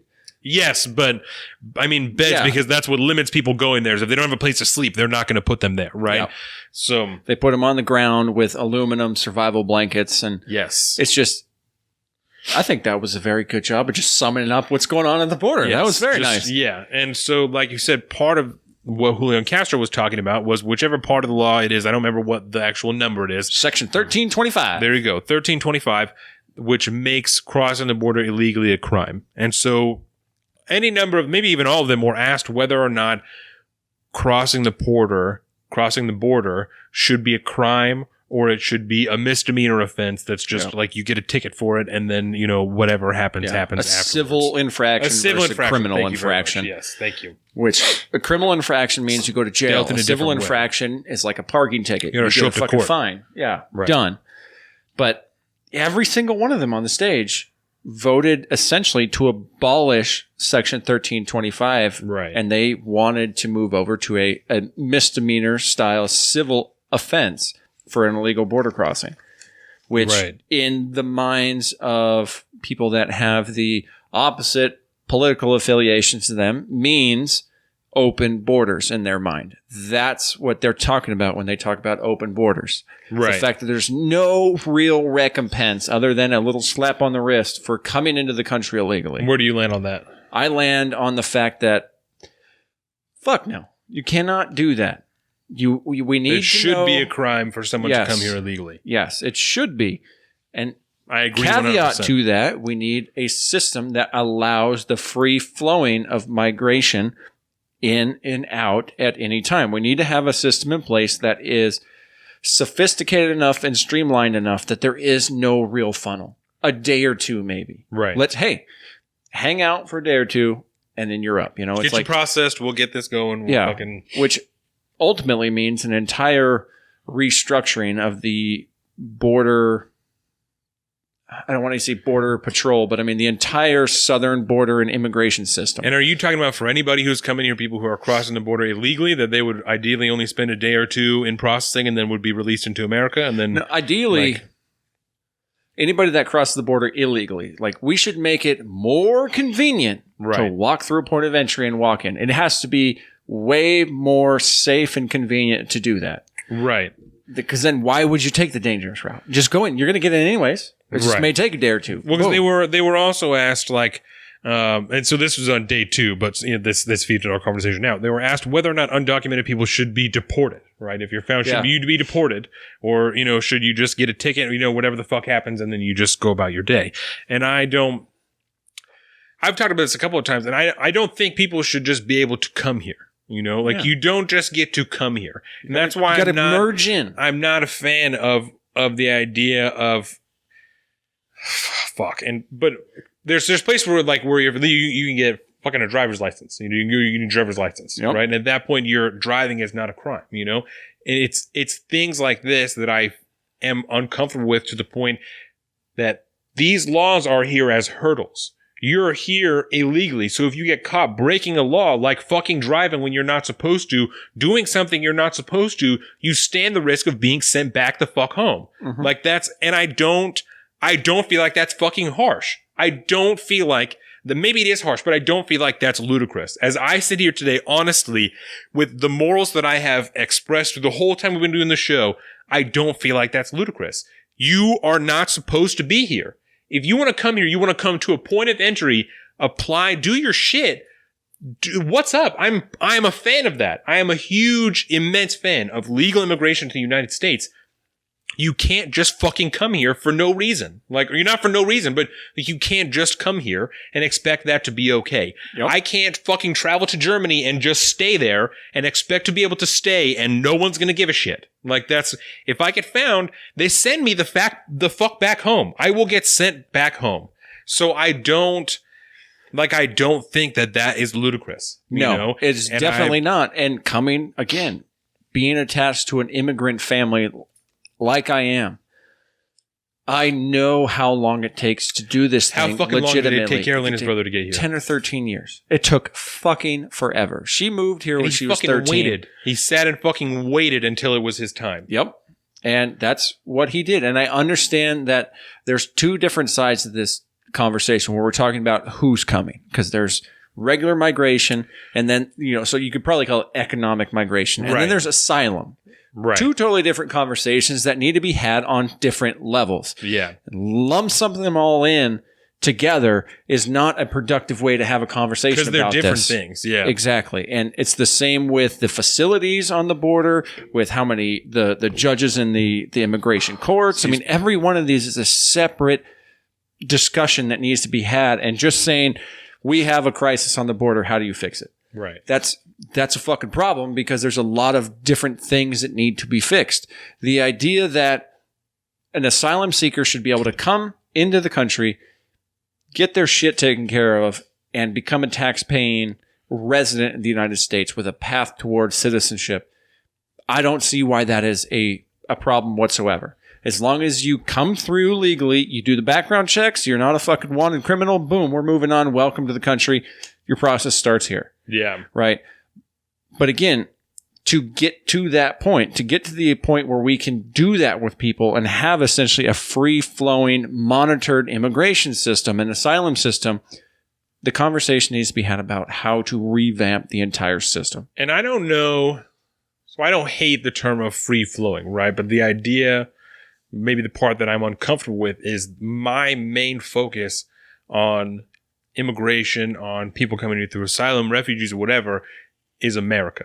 You know what I'm saying? And maybe that's too broad, but I mean American citizens. Like, my concern is that there's a fuckload of people here who can't get a job for whatever fucking reason. So I have a huge concern of the number of legal immigrants, refugees, asylum seekers that can come here that is still viable for people who were born here to still be able to make it and not be undercut or whatever the fuck. Because, not undercut, because if you're a taxpayer, if you're a resident, right, if you're a resident, you're going to be paid of the same wage as somebody who is also living here as a fucking as a citizen, you know. Well, not if you ask a left-leaning Democrat who's going to say they're racially profiled and persecuted against given less than a living wage. And you're here legally to work, then you're going to be paid the wage of an American worker because you're an American worker. Yes. Whether or not you're an American citizen, you are an American worker. Yeah. So, and I should clarify, when I say free-flowing, that simply means that we have a system in place that can handle the proper number of people, the proper passage through into the system where they become automatic tax. There should be very little in the way of a bottleneck. Yeah. That way, when we have a surge of a fucking 100,000 people or something like that come up, we might have a temporary delay, but we can filter through that, and it's not a system-ending fucking controversy. So you're talking about more of getting them set up when they're there with being able to tax pay and have that shit before they get sent out. Get in this line to file your fucking background check. Once that's done, get in this line to go apply for your green card. You get that taken care of. You get, where are you going to go live? Bing, bang, boom. Let's get addresses, all the normal thing. Yeah. Here's your local immigration court. In 3 months, you're going to be called into court to testify, and we're going to see how things are going. Right. You're good. You're off, I understand there's problems with people coming in, especially on the asylum level, where they're going to have to be essentially coming in onto the social safety net programs that we have, which put a burden on welfare systems. And that, again, that is a conversation that needs to happen about how we do asylum and immigration. It's also important to distinguish that if you've not come here legally, you don't have any type of paperwork, you can't receive government assistance. Mm-hmm. You have to have somebody, because that's a huge narrative for people on the right, on the Republicans, that immigrants are coming here illegally and they're just fucking taking everything. You have to have some type of proof that you're supposed to be here or are allowed to be here to be able to gain government assistance. Yeah. Like, depending, in a state like Washington State, depending on what you're trying to do, like we talked about it a couple weeks ago, I think, with Haley, or even before Haley was here, about how Washington State, you can have a abortion covered by the state, even if you're as they put it, undocumented immigrant. And that was a huge, we talked about last year when that when that was a huge deal, when there was a young woman that was in the United States and was trying to obtain an abortion. Yeah. Yep. I remember when that was a big deal. Because it depends on where you go, because a lot of those specific things are handled on the state level. But especially we're talking about driver's license and shit. Because you get a driver's license, you're going to be able to go and get some shit. So that's, so I agree. That is not an on the whole answer, but that's. But generally speaking, I think you're very correct. You cannot get, generally speaking, federal government assistance without some kind of documentation. Right. Maybe on the state level.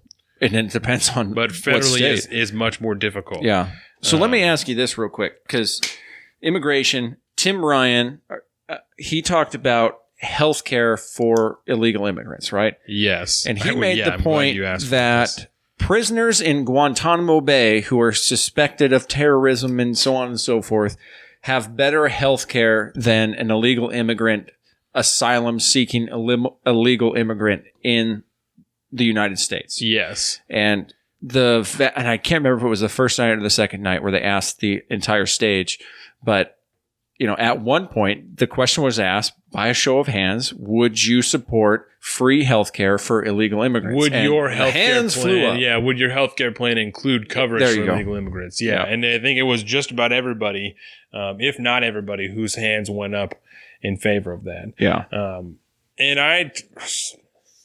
So I got immediately frustrated on that. Likewise. Where I am obviously not opposed to fucking, if you're here, you get fucked up for whatever fucking reason, you should be able to go somewhere and get your shit fixed. That's why free clinics exist. That's why there's shit like that is here. That if you have a broken arm, you don't have to walk around with it for 6 weeks until it maybe heals right. You can go somewhere, get gangrene and die or something. Right. You can go somewhere and they'll fix it and they won't ask too many questions and then you can go, But when you're talking about a healthcare system that is countrywide, right? You're talking about a single payer healthcare system, or at least a public option healthcare system. And the difference between the two, because this shit's so complicated. Healthcare is so fucking complicated, right? So the idea of a single payer is that everybody in the United States has one, really it would all be on Medicaid is what the idea is now, that everyone would be on Medicaid. Exactly. Whereas the idea of a public option is that there is a public option that anyone can buy into. You can choose that and you get government assistance, you get government health care, or you can also buy private health insurance. It's still there. It's still available. You can buy supplemental, what the fuck ever you want to buy, Which was the original idea behind the original Obamacare. Right. The idea is we have a massive public option that we want to make so good that no one will want to go to the private insurance companies, right?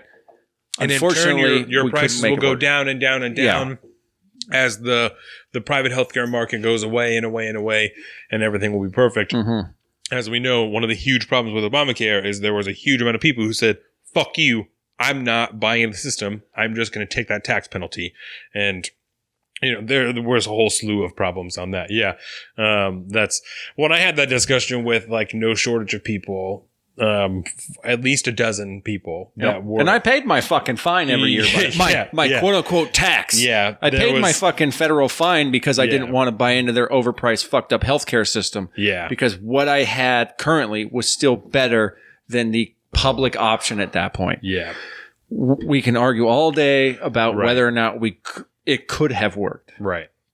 But I don't want to have that conversation today. No, that's fine. So obviously I'm hugely in favor of the idea of being able to get some type of something, but when you're talking about a health care system that is federally provided and you want to provide that to illegal immigrants who, as callous as it sounds, weren't supposed to be here anyway, you got me fucked up. You know what I'm saying? Because you have someone like me that when Jordan and I were so sick when we were growing up and we were early adults, we are so fucking careful now to try and take care of ourselves so as not to get sick. I don't go to the fucking doctor. I don't have a goddamn general practitioner because I don't go to the fucking doctor, So I still get sick sometimes when Because who could, by the way? Because if you are sick and you call your family practice doctor, they're 3 weeks booked out. Yep.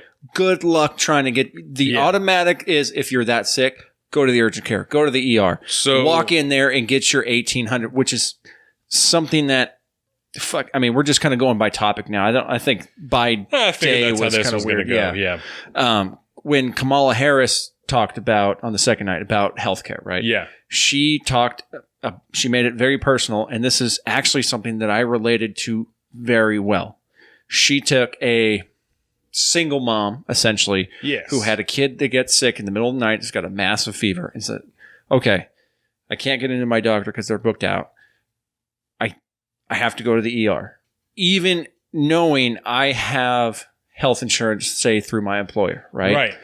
I pay $75 a month into this healthcare program, whatever it costs, because it's always massively discounted for the individual on a worker, on a business coverage level. But you go there and you still have a $5,000 to $7,000 deductible you have to deal with. And you're sitting in your car going, as soon as I walk through those doors, I know that I am going to be paying an infinite amount of money up to whatever my dedeductible is, right? And that is such a real fucking situation because you can't go to the doctor because the way that it's structured to date is so fucked up thanks to the private insurance companies that everyone has to go to the ER. And when you go to the ER for an actual emergency, you're walking out of there paying thousands of dollars. Yeah. And your insurance it's going to cover a portion of it, but you're still paying thousands of dollars. And I think that was a really good. Kamala Harris was fucking on fire her second night. She made a lot of points. Yeah, no, and she made a great point because I agree. The exact same thing. When she said that, I'm like, well, fuck, my deductible is $5,000. I was like, preach, girl, that's very preach. True. It was eye opening, and I go, you know, I'm so glad there's somebody up there bringing in personal stories. Yeah. And as we'll probably talk about in a few minutes, no matter how skewed they are, at least she was the only one that I got personal stories out of that actually connected with a working class, middle class American like me. Yeah. Because that is something that I used to think about a lot. Because I know if I have a fever for more than a couple days and it's like 103 or something like that, I got to go to the ER. And once I got off the Obamacare teat, I couldn't afford the health insurance. I couldn't afford the health insurance that Obamacare offered anyways. Yeah. I couldn't afford it. So I have a different system set up. But anything catastrophic like that, I know as soon as I go to the ER, I'm getting a bill for probably at least $2,000 right off the bat. Hell of dollars. Just for showing up saying, well, yeah, you got the flu. There's nothing we can do. Just stay hydrated, get some rest. You probably make too much money to apply for like charity care or something like that. You know, 1,000%. Like wipe away. Yeah. Yeah. It's a really low threshold. Right. Once you're barely making ends meet, right now you can't get any assistance. Yeah. And we talked about that yesterday when I was talking about my own taxes, that I just was like, I am a father and a husband of a single income household, and I'm getting like 20%. So I figured out there's a couple of different tax brackets. Oh, yeah. And there's 7 different ones. I got them right here. Yeah, they got simplified when they did the tax cut deal. And so I have slightly different ones than you have there because they got, you have left and right ones. I gotcha. Yeah. And so I think I'm probably combined household, right? Is the thing. So that's where I'm sitting at, right? And so so your tax bracket should be in 2018 should be 12% for federal withholding. Yeah. So I was thinking about on the way here, right? How taxes work, because who fucking knows? So that's the problem. So the idea, right? During the year, you're charged X percent of taxes based off of like what your rate of pay is, right? When you're getting paid, you're going to make about this much, so this is what we're going to charge you. It's kind of a pay-as-you-go system. And then at the end of the year, the beginning of the new year, when you file your taxes, they give you your credits, your deductions, and all your stuff so they can look at what you actually made based off of what you spent and like all this other shit that they had to take into account.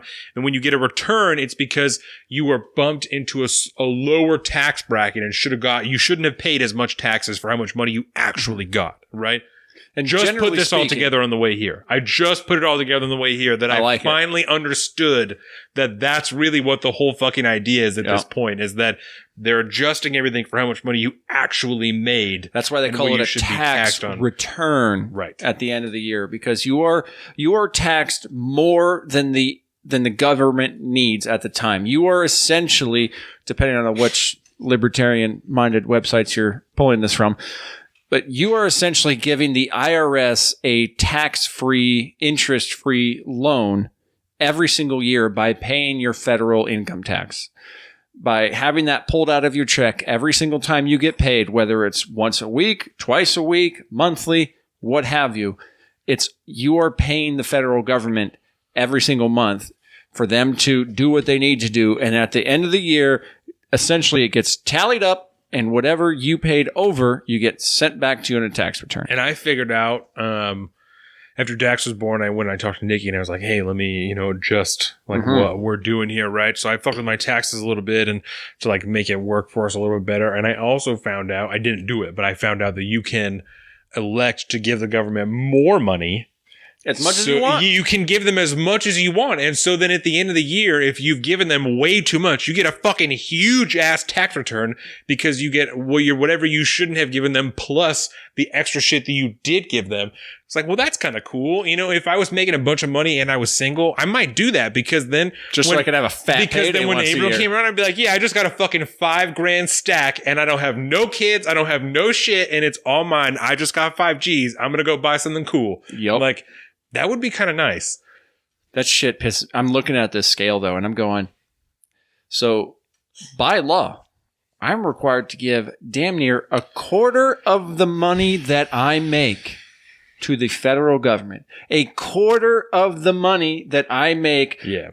I fucking stress over. I fucking bleed over. I fucking work endless hours over. They get to take a quarter of my fucking paycheck to do with whatever the fuck they want, and hopefully I get a portion of that back at the end of the year. You can go fuck yourself, federal government, because what I'm getting for my 25% takeaway from my check is not worth what I'm fucking putting into the system. And that's not even including Social Security and Medicare, which aren't going to fucking be there when I'm that old, unless, of course, we're on a Medicare for All program, which I don't even know. And if you were to get sick and not fired up today and not lose your job but not be able to work, yeah, you make too much money to collect any type of government assistance in that meantime for at least a year. Yeah, or depending on when it happened, I guess. But yeah, like I could be fucked. I mean, you can get like you can look at like L&I and shit, or like I would have to go file for disability essentially and become disabled. Yeah, even I don't know if they do temporary, but I don't. Yeah, Aflac. That's what Aflac's for.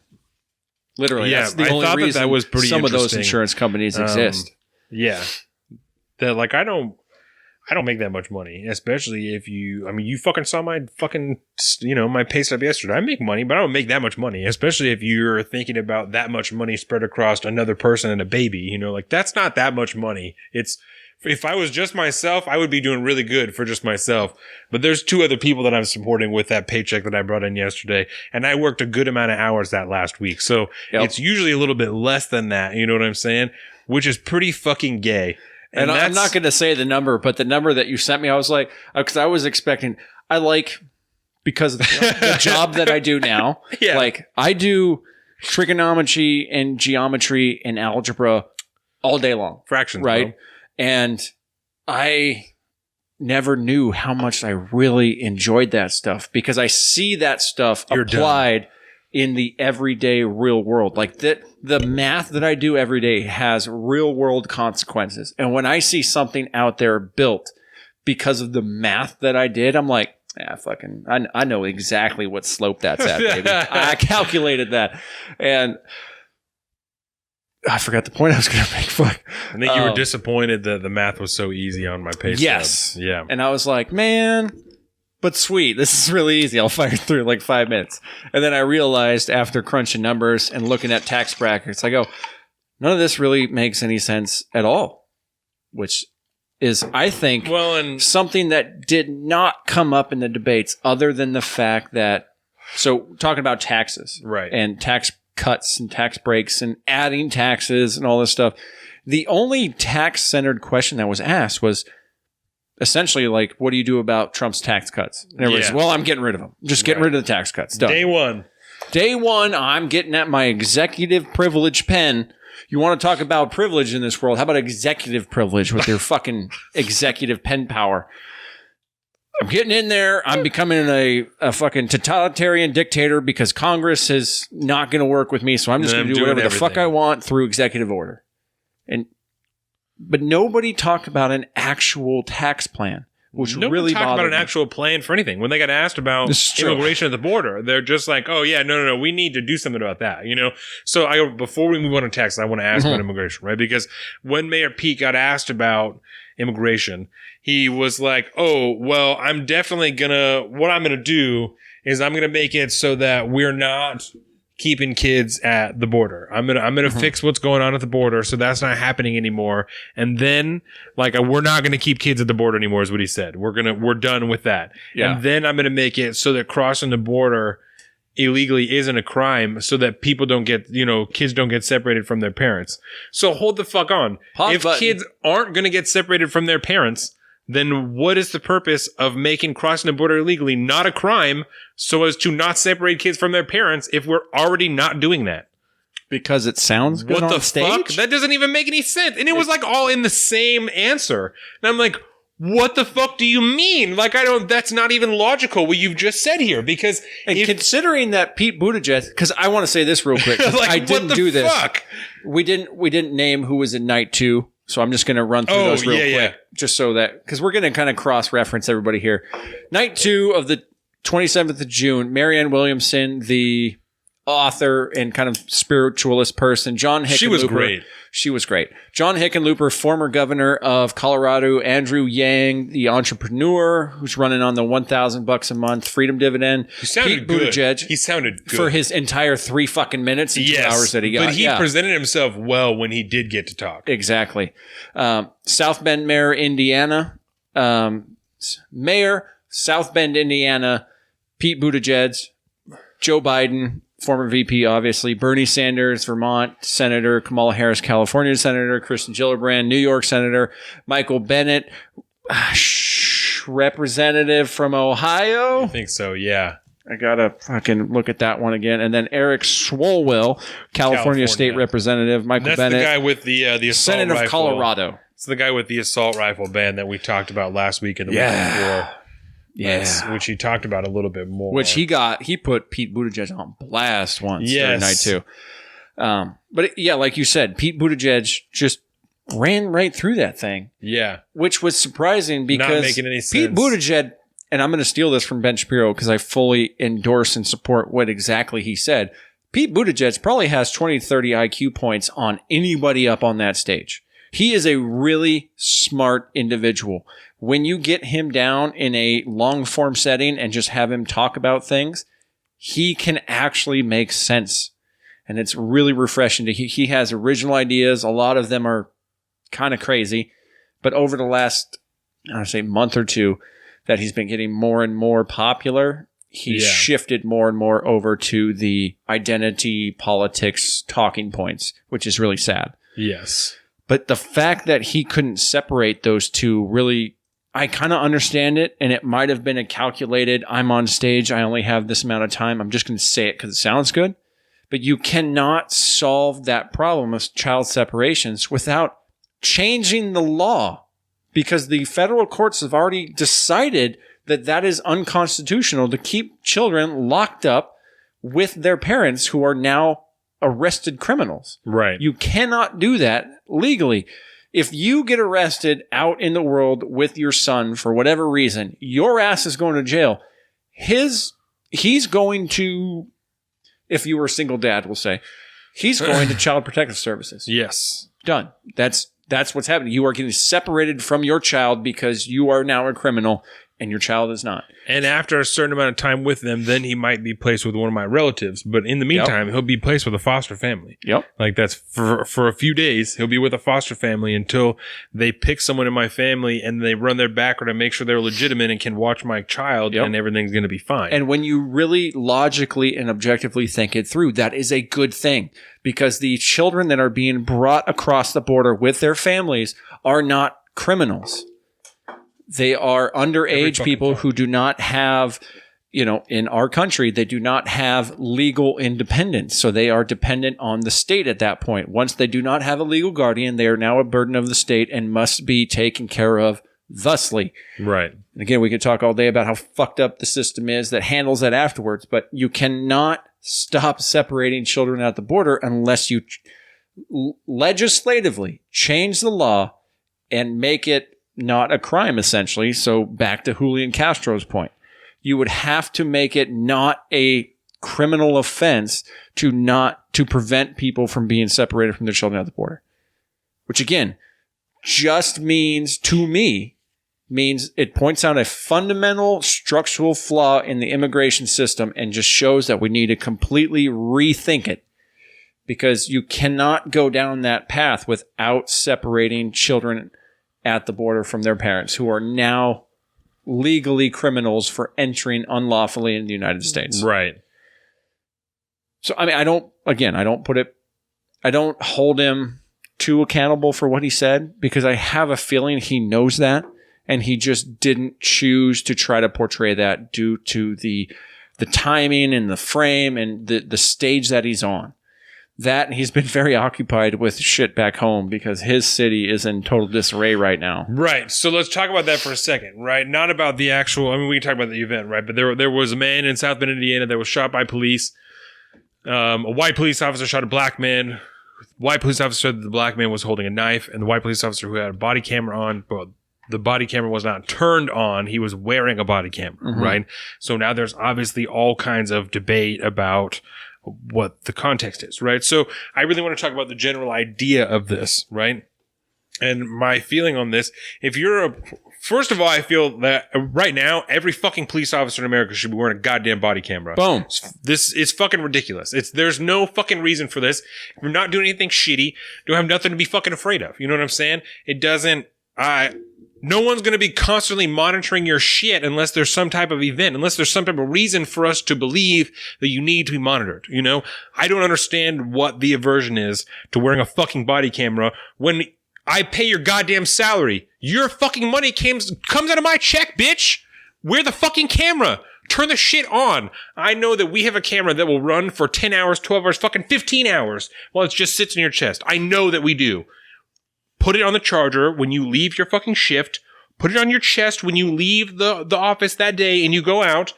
And that's it. You know what I'm saying? Something happens. We see what happens. Yep. If you're wearing a body camera, it's not on and something happens, you should be fired fucking immediately. Full stop, dog. There's no question. If you're wearing it, why the fuck is it not on? Why do you have the ability to turn it on and off? Why? Why are you controlling what we're seeing when you are my employee, dog? Maybe that's too simplistic. Maybe that's shitty, but I don't like. No, it's not. Your salary comes from my paycheck. And that is where it comes from. You are there at the service for my service, for me, to protect me.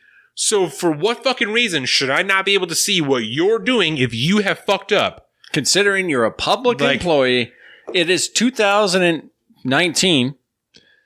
We have the technology. You are a public servant who needs to be accountable to the public. And obviously, there's been enough distrust sown over the years that we need to monitor those things. There should be no ifs, ands, or buts about it.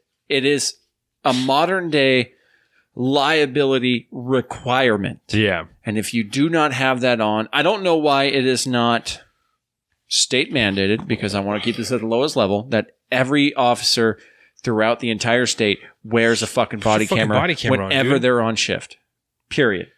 Like, that protects you. That protects you so that we know that you are not acting fucked up. As long as you're not being sus, you're good. The Eric Swalwell broke in and attacked Buttigieg when he was talking about this controversy going on in his city. Right? Yeah. And I will give it to Pete Buttigieg. He managed it as, I think, well as he could have. He basically recognized that whatever systems they've tried to put in place to make it better is not working. So that he didn't get it done. Yeah. Yes. But Eric Swalwell made the point, and I think this was a little disingenuous because he knows how the fuck this works. Eric Swalwell's a fucking asshole. He is. But he looked at Buttigieg and he said, you're the mayor. The police chief works for you. If that is the policy and that happened and that man died, the police chief needs to be held accountable. He needs to be fucking fired. You're the police chief's boss. Fire him. Yeah. And then, of course, Pete Buttigieg, because this is still an ongoing investigation, did the right thing and said, the investigation's being conducted. People they will be held accountable. Said, I'm not allowed to take sides while the investigation is still going on. Which he cannot. Yeah. Mind you, it would be improper, and he stands to lose his job if he does take sides before the investigation is over. Definitely. It is legally safer for him to say, I don't have no fucking opinion on that yet. And whether that was a statement made out of pure ignorance on Eric Swalwell's side, or if it was a targeted attack to try to get him to say the wrong thing. I don't know. I don't think I'd want to give Swalwell that much credit. No one gives a shit about Eric Swalwell, so I think that he did attack him. I think so. Because Eric Swalwell, we talked about him last week and the week before for his assault rifle ban, right? Yeah, he's like Governor Inslee, who's running only on climate change. He's running only on gun control. Yeah. Yeah. And so his proposal would offer up to $1,000 for every assault rifle, right? So I have a list here. Only up to 1,000? Word. Okay. That's what I'm saying. That's a problem. So How I about have fair market value. So this is a list here just from Gun News Daily. So I'm not saying this is an objective list from whoever made it, right? Of the top 10 AR-15s, and then it breaks down the price, right? I mean, they have an order button essentially there. You can click and order your fucking rifle. So I don't think that this one in particular is not ranked, I don't think. But this one, Aero Precision, is $549. This Armalite one is $1,000. Bravo Company one, Bravo Company Manufacturing. Yep, it's on here. So the Bravo Company one is $1,340. One from Daniel Defense, $1,690. The Sig Sauer is $800. The Smith & Wesson is $1,259, and the Wyndham Armory is $880. So that's stock. Right? That's with no modifications, no fucking anything, which people rarely, from what I have noticed, people who are like into guns, and especially people who are owning AR-15s, because an AR-15, I don't care what anybody fucking says, that shit is mostly for fun. Like, you're having a lot of fun with the AR-15. I don't care if you're talking about home defense, whatever the fuck, you're having a lot of fun with your AR-15, right? Yep. So let's just for one of two things. You could call it home defense because any gun for the most part can be used. And then it's for fun because it's a shit hunting rifle. So let's just call it what it is, right? Yes. So especially for this particular instance, it's a lot of fun, right? So that's what you're doing with it. So most people are not going to leave it as it is. They're going to buy some type of modifications, whether it's a different scope, you know what I'm saying? Different stocks, all kinds of different stuff that people are going to buy for it, and right? that's part of the reason people buy it, because it's customizable and you can make it the way you want. Because you can build one. You can just buy a receiver and then buy all the different stuff that you want and make it totally your own, right? Which is okay, because there is a portion of that weapon that is needed, the receiver, which is needed to make the weapon work, period. Yes. If you don't have the receiver, there's no weapon. You can't do it. That is serialized and that is registered when you buy it. Thank you. It is still tracked. Yes. Look at this thing. The fucking Springfield Armory M1A tanker semi-automatic rifle, old World War II gun, $1,500.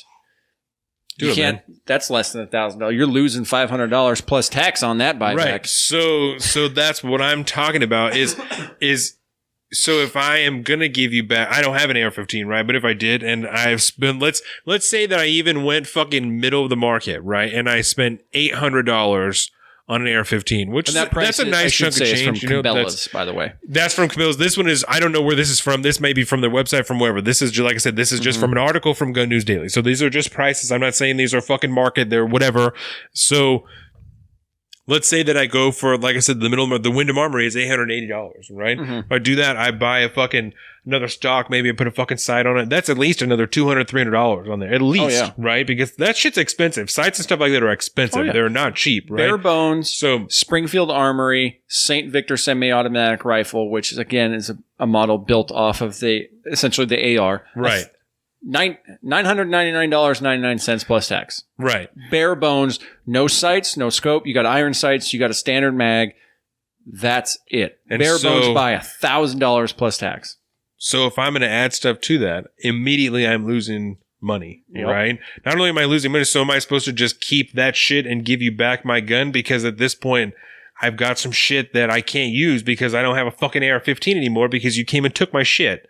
So am I supposed to just lose value, or are you going to operate this case by case? Or are you like, is there some type of cutoff for, like you said, that rifle, that World War II model rifle? If I have one that my grandpa got to keep when he fucking came back, like, are you going to take that too? Or do I get to keep that because that's from goddamn 1942? Like, what the fuck? That right there, from a gun collector standpoint, that is classified as a curio relic, which is over 50 years old. Yeah.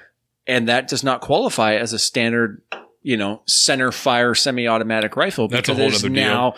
Yeah, it's now it still might. Antique. I don't know, but it should be I mean, technically, it's still the same exact thing. Right. And a 50-year-old weapon that does the exact same thing, that works the exact same way, very little difference, except for maybe caliber. Especially if it was brought back from fucking war. It was literally used to kill people if that's what happened. You know what I'm saying? Yeah. I have I don't personally have it. My mom has it at her place, but it was my grandfather who was in the Navy in World War II, got an actual Japanese stamped Lotus Arisaka rifle. Fuck. Which it's totally unusable, and it's literally just a shelf gun at this point. But like, he brought that back from the war. It would explode if you tried to shoot it. Yeah. Well, no, it looks cool. We'll just say that. It just looks cool. I'm fucking sure. Yeah.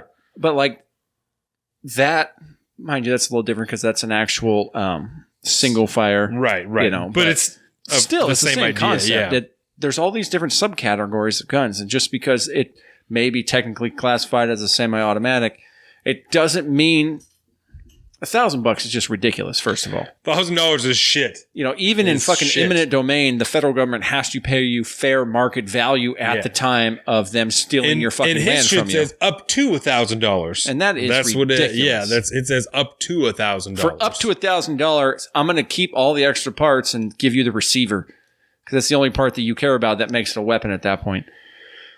So, anyways, isn't that crazy? Eric Swalwell, I'm happy to say he could say whatever crazy shit he wants because he's not going anywhere. Well, and I'm trying to just think of the right way to say this. So there are also, as you and I know, there are different apparatuses that you can purchase that you can put this Glock 10mm into, and it would function extremely similarly to an AR-15, especially if I were to put an extended magazine in this, right? Mm-hmm. So are those things also now not able to be purchased as opposed, like, because that's not a semi-automatic rifle. It's an like I said, it's an apparatus that I put the gun into. So it's still a pistol. And it's like, so at that point, is that not acceptable because it's functioning the exact same? Like, I think it depends on, I mean, again, we're getting into some money. And maybe that's a fucking reach, you know, but. Well, the problem is, I think in Eric Swalwell's mind, there's no difference. Yeah. Right? Because it's just a semi-automatic firearm at that point. It doesn't matter what it looks like on the outside. The fact is, every time you pull the trigger for X amount of rounds, a round is going to escape from the chamber and go downrange. Yeah. And that's their problem. But then that again gets back to the problem that we always have with guns, and it's the lack of legal definitions that define what's what. Right. So I don't know. It's him being there is, I don't want to say a waste of time because that's anti-democratic and sad and all this, but the only thing I worry about with some of these people that have really far out crazy ideas about things is they, just like Elizabeth Warren, has hijacked Bernie's running platform. Right. Because now she just has a policy behind everything, and it's not just words and intentions. But somebody will pick up on Eric Swalwell saying, if it's popular, and then adopt that as their own and carry that through the election.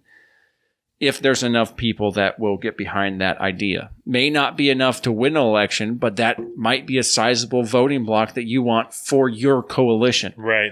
So it's something you take on. Yeah. And so even the craziest things, like when we talked about healthcare for all illegal immigrants, talked about the gun buyback programs, these are all things that might be adopted by someone else if they are being espoused and adopted by the populace. Right. Which is a scary thing. One of the beautiful talking points that came out of Mayor Pete about firearms during the second debate was, well, if more guns, meant more safety, then we would be the safest country, in the whole world. And I think we talked 2 weeks ago, and that's because you're not talking about the amount of people whose lives are being saved every year from defensive use of firearms. You're talking about the people that are being killed. Because we talk the minimum 500,000, up to 3.5 million people every year, their lives are saved because of defensive use of firearms. Why is that not something that you're talking about when you're talking about how safe this country is? 500,000 people every fucking year are saving their lives because they're carrying a firearm with them. Why is that not enough? Like, why is that not a legitimate statistic for us to bear, Because guns are bad, okay? I will say, So let's pivot to Elizabeth Warren's response on this, because her only view on what do we do about guns was we just need to have more data. We need to put more money into research on guns and children and safety is what she said. Yep. And I don't research what? Like, I don't, what the fuck do you want to research? I can give her a little bit of credit because because I don't know what the fuck she wants to throw money at. The gun violence numbers are incredibly vague. Not clear. They do not account for things like suicide or money. this and that. Yeah. Right. So like, yes. Bernie's still out here saying 40,000 people are dying every year because of guns, and he's not talking about suicide. Bernie what the shit, man? I got to talk to Morgan about Bernie? this as a Bernie bro. I don't think Bernie's got it anymore. I think Bernie's lost his edge because Elizabeth Warren is just she's the new. killing him. She is adopting everything that he set forth last year plus some, and she says she's got a policy for. I got a plan for that. I got a plan for that. I don't. And looking at Bernie's performance during the second night, I don't see him going fucking anywhere anymore. Well, and he looks old as fuck. You know, we all know that he's old as shit, but he's like an octogenarian. Him and Joe Biden are both like, they're having to lean in when they're asking questions, and they're speaking on a fucking microphone. Yep. Like, and they're having to like read their lips when they're asking the questions. Like, that doesn't read well with the people who are watching, you know? And I don't give a shit because if you're getting it done, you're getting it done, you know? As long as you can make it, you can survive the next 8 years, that's what really matters to me. But like, they look terrible, especially standing next to fucking Mayor Pete and Kamala Harris. They look terrible. Like, Kamala Harris is young. She's still looking good. Mayor Pete's young as fuck. And like, they look terrible standing next to those two people. I think Mayor Pete's the youngest man or youngest person involved in the election. I believe so. I think he's like 36 or 37. He's like super young. Yeah. Which is nice. I don't know how old Andrew Yang is, but he's Andrew not that Yang's old pretty either. young too. Yeah, I think he's in his late 30s. He might be early 40s. But that poor guy. This poor guy got fucked over. Time. And people fucking laughed at him. The crowd laughed at him when they asked him about his freedom dividend. I was so frustrated about that. He got zero time. If you want to know what Andrew Yang is about, do not watch the debate. Watch the debate. See how terribly they categorized him. Watch Joe Rogan and watch Dave Rubin. He was Ben on Dave Shapiro's Sunday special was great with him too. Yeah, he did a great job. And I think he's the only person that he's the only Democrat that's gone on there. Yeah, and it's fucking a shame, man, because Andrew Yang's got some halfway decent ideas. And he did great. He did like the time he was talking, he was incredibly clear. He made a bunch of fucking sense and was super concise. Like that's I'm a huge fan of Andrew Yang. When he was talking, I was looking at Jordan. I was like, Yang 2020. I was like, that's where I'm at right now. Is he's the only one that's making sense. I'm like, fucking Yang 2020. Like, what is going on? Like, I know what the shit, dude. Count me a member of the Yang gang. I want Andrew Yang and I want Tim Ryan and his VP. Get his ass in there. Like, let's do it, man. Yeah. Yeah. But we can't do that, though, because Tim Ryan's a cisgendered white male. That's right. That is not allowed in the 2020 Democratic convention. One more thing. What was it? I fucked up, dude. I got to pee real bad. Oh, that's all right. You can either fire through or we can take a break or something. It's up to you. If you can rap for like 30 seconds, I can bonsai run out. Yeah, let me just pick something. Let's see here. I was like, whatever you do, you cannot talk about Marianne Williamson because I need to be here for that. Yeah. No. Okay, go ahead. So right. Elizabeth Warren was talking about the gun buyback, and talking similar. I don't know whether or not she actually talked about Eric Swalwell, but she was talking about similar things like that, and how she needed people needed to know that she was on their team and that she wasn't against them on the gun debate, and she was really there for them. And I'm having a hard time understanding how anyone is supposed to think that you're on their team when this is just, in a vague terms. I don't know how I'm supposed to think you're on my team when you want to take my AR-15 and you want to give me less money for it. You want to take money out of my pocket, and you want to take something that I purchased and I own and I've spent time on and I enjoy genuinely, that I love, and I do something for fun, like it's a hobby of mine, even when maybe I do use it for hunting or whatever the fuck other people say, but even if it's just for fun, it's a hobby of mine. and you want to take something of mine. You want to give me less money for it than I paid for it. And I don't know how I'm supposed to think that you're on my team when that's the case. I don't know if you remember that Elizabeth Warren was talking about how she needed people to know that she was still on their team when it comes to guns, but that like a buyback was needed and all this stuff. And I don't know how I'm supposed to think you're on my team when you want to take my gun and you want to give me less money for it than I paid for it. You're not lying to my face, kid. You're not lying to my face on that one. That's all that is. It's a blatant lie to your face. So I think I have just one more immigration point. Belching beaver. There you go. Belching beaver. You need more? Yeah, I'll take another one probably. Thank you. I think that it was Kamala Harris. It might have been Mayor Pete, but they were talking about it was Mayor Pete. Saying that people want a pathway to citizenship. The American people want a pathway to citizenship for illegal immigrants, right?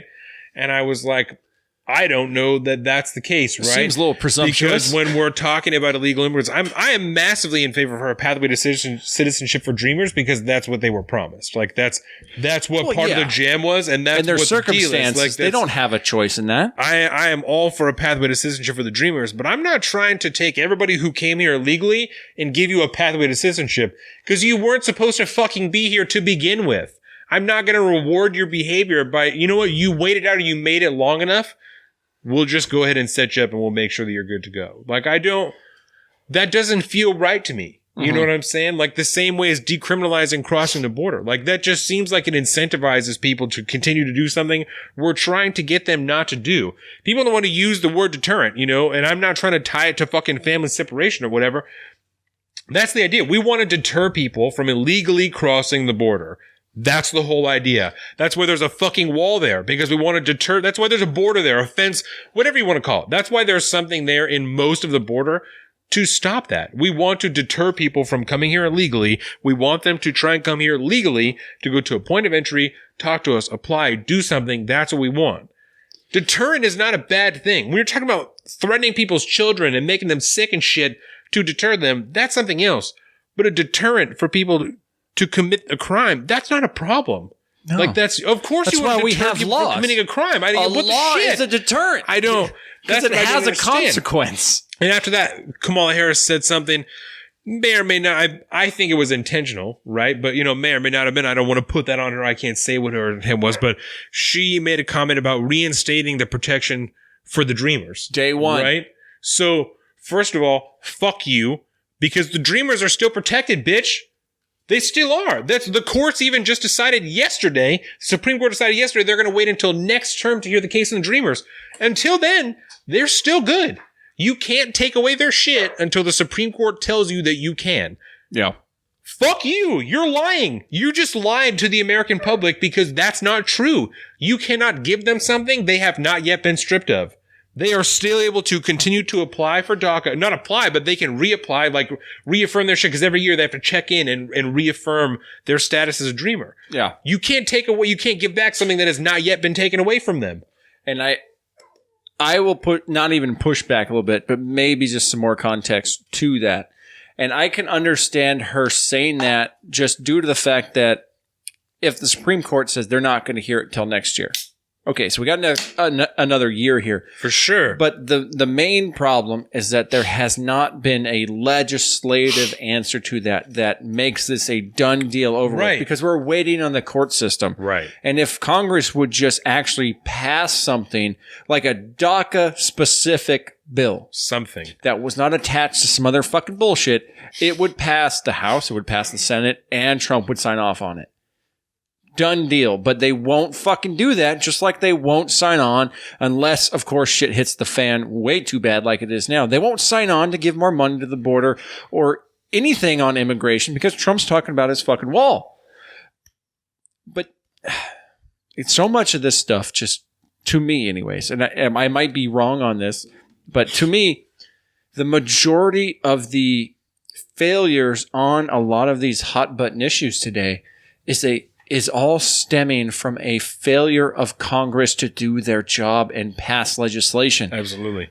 the president, the executive pen, Kamala Harris is talking about all these sweeping things that she would do the day she becomes president with her executive order. Talk about totalitarian, authoritarian power at this point. Say, Congress isn't doing it, so fuck it. I'm going to do it. Right. And that is not okay with me, whether we're talking about the Dreamers or not. The fact that the Dreamers do not have legal status at this point is her fucking fault. Yeah. She did this because she's been in Congress. Cory Booker can't say anything because he's been in Congress. Anybody on that stage who has a job in the United States legislature to this point cannot say shit about DACA because they have not done a single thing to fix that. Period. Full stop. Dog. I'm getting angry today, man. I'm loving this.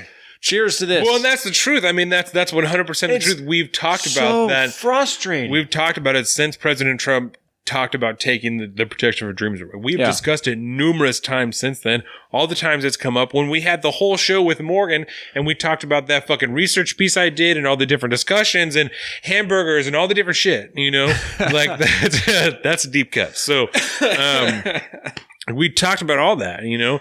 There's been 1,000 different conversations and discussions about what they're going to do about the Dreamers, and they have not got it done. Nope. And I don't know why, like you said, that can't be handled in itself because Washington has got itself into this big omnibus deal where everything has to be more than one thing, you know, and again, a lot of people, unless it's something like the Green New Deal or like the Equality Act, non-binding resolution type of thing. It's so broad and so sweeping that it can be applied to anything anyway. You know, like that's the only way that you're going to get something done that isn't specific on something else, which I think is really strange. You know, because I agree that if they were to get it, if they were to do that, if someone were to write a strictly DACA bill out, will be passed fucking no problem. Like it would be done because everyone can agree on that. You know, everyone can agree on the Dreamers because the shit's already done and they're kids and now they're adults. You have fucking grown adults who are the same age as me that came here when they were kids that don't fucking know anybody where they came from. They only know America.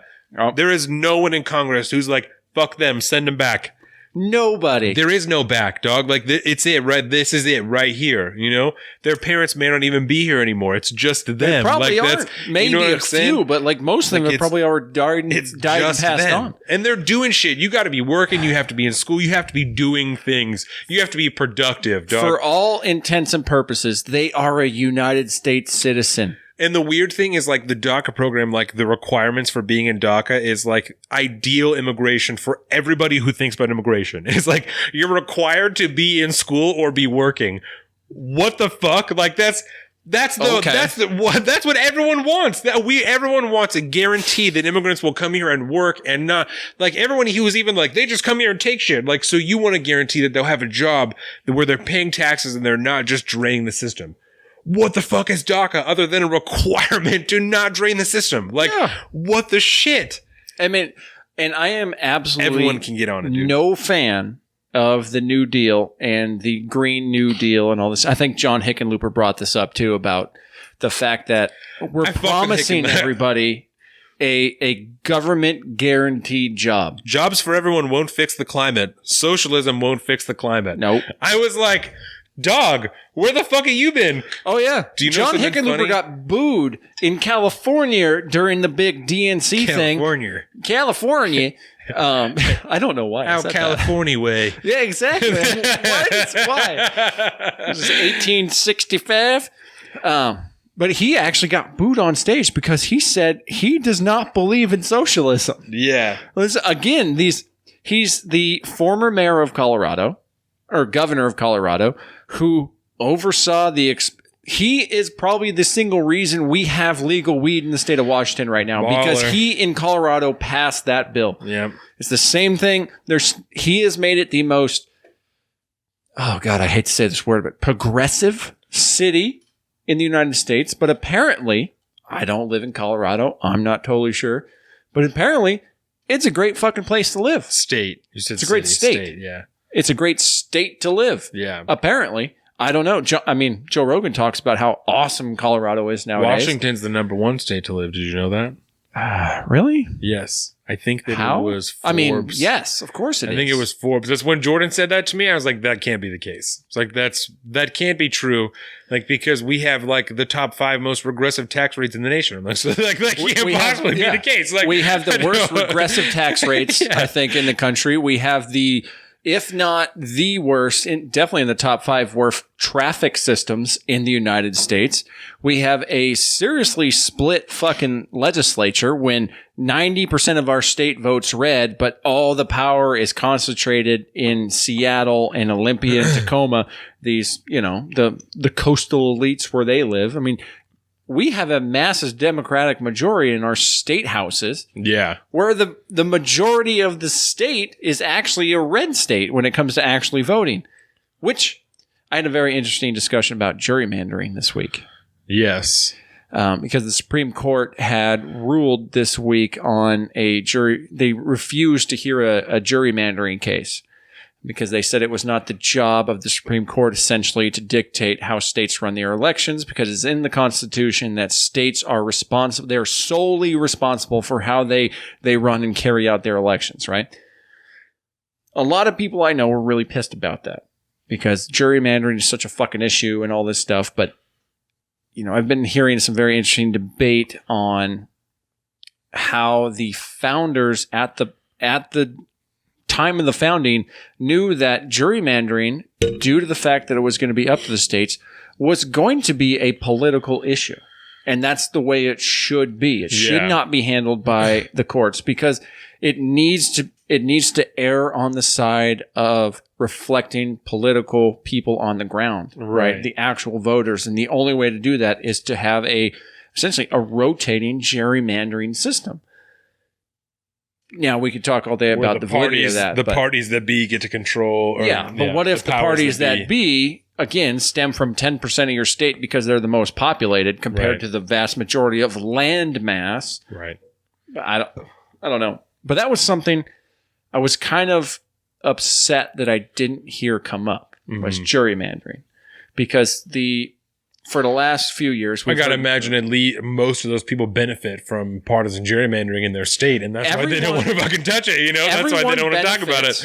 You benefit in gerrymandering when you're in power, right? And it doesn't change based off of who's in power. It's just whoever's in power has the power for gerrymandering, and then it goes back and forth and back and forth. And I don't think that you can legitimately redraw the district so severely at such scale nationwide that you can essentially change the way national politics is run. I don't feel like that is the case. You can't. There has been state parts like that. Yeah, there's been state Supreme Courts over the last couple of years that have heard cases about unconstitutional gerrymandering.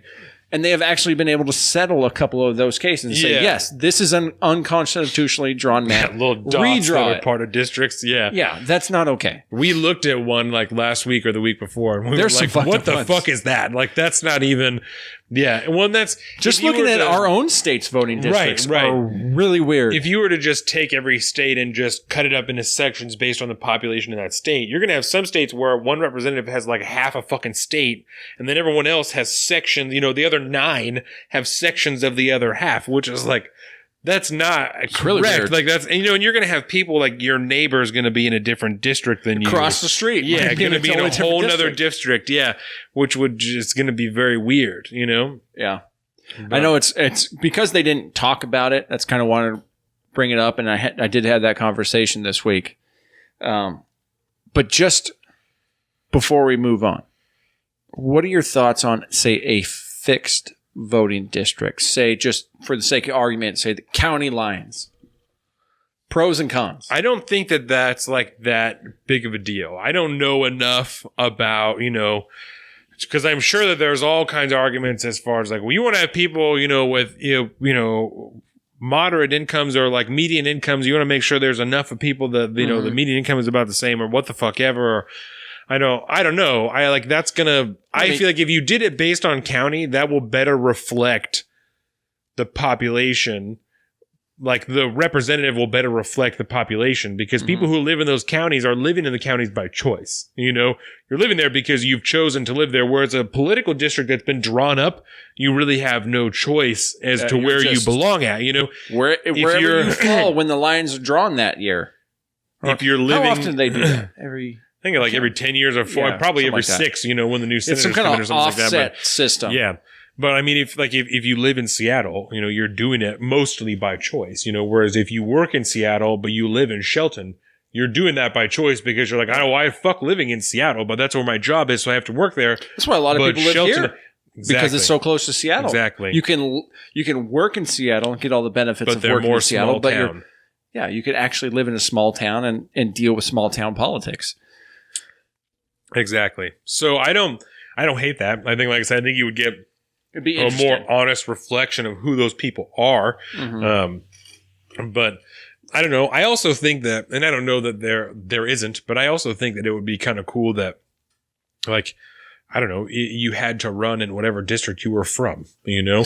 But that doesn't tie with like where you live. You know, if you've lived somewhere else for 30 years, then you're not going to be tied to where you're from. It's like how Romney went from Massachusetts to now Utah. Right. He's just doing different government jobs. And I get it. His values probably reflect better in Utah than they did in Massachusetts, but it's weird. It is weird, right? But I like the idea, you know, like Derek Kilmer is from this area, you know, and I like the idea that he grew up here, and where even if he didn't live here the whole time, he grew up here and then he came back and he lives here now, and this is where his priorities lie. This is where his interests lie, because he fucking lives here. His kids go to school here, you know? And see, I don't know exactly where he lives, but I know he's from Port Angeles, essentially. Right. The Port Angeles area. Which I think he lives near there now, but I could be totally wrong. I mean, it would make sense, especially because if you're going to be a representative, you have to be tied to what you're representing. Right. Not just listening to the populace and then, okay, cool.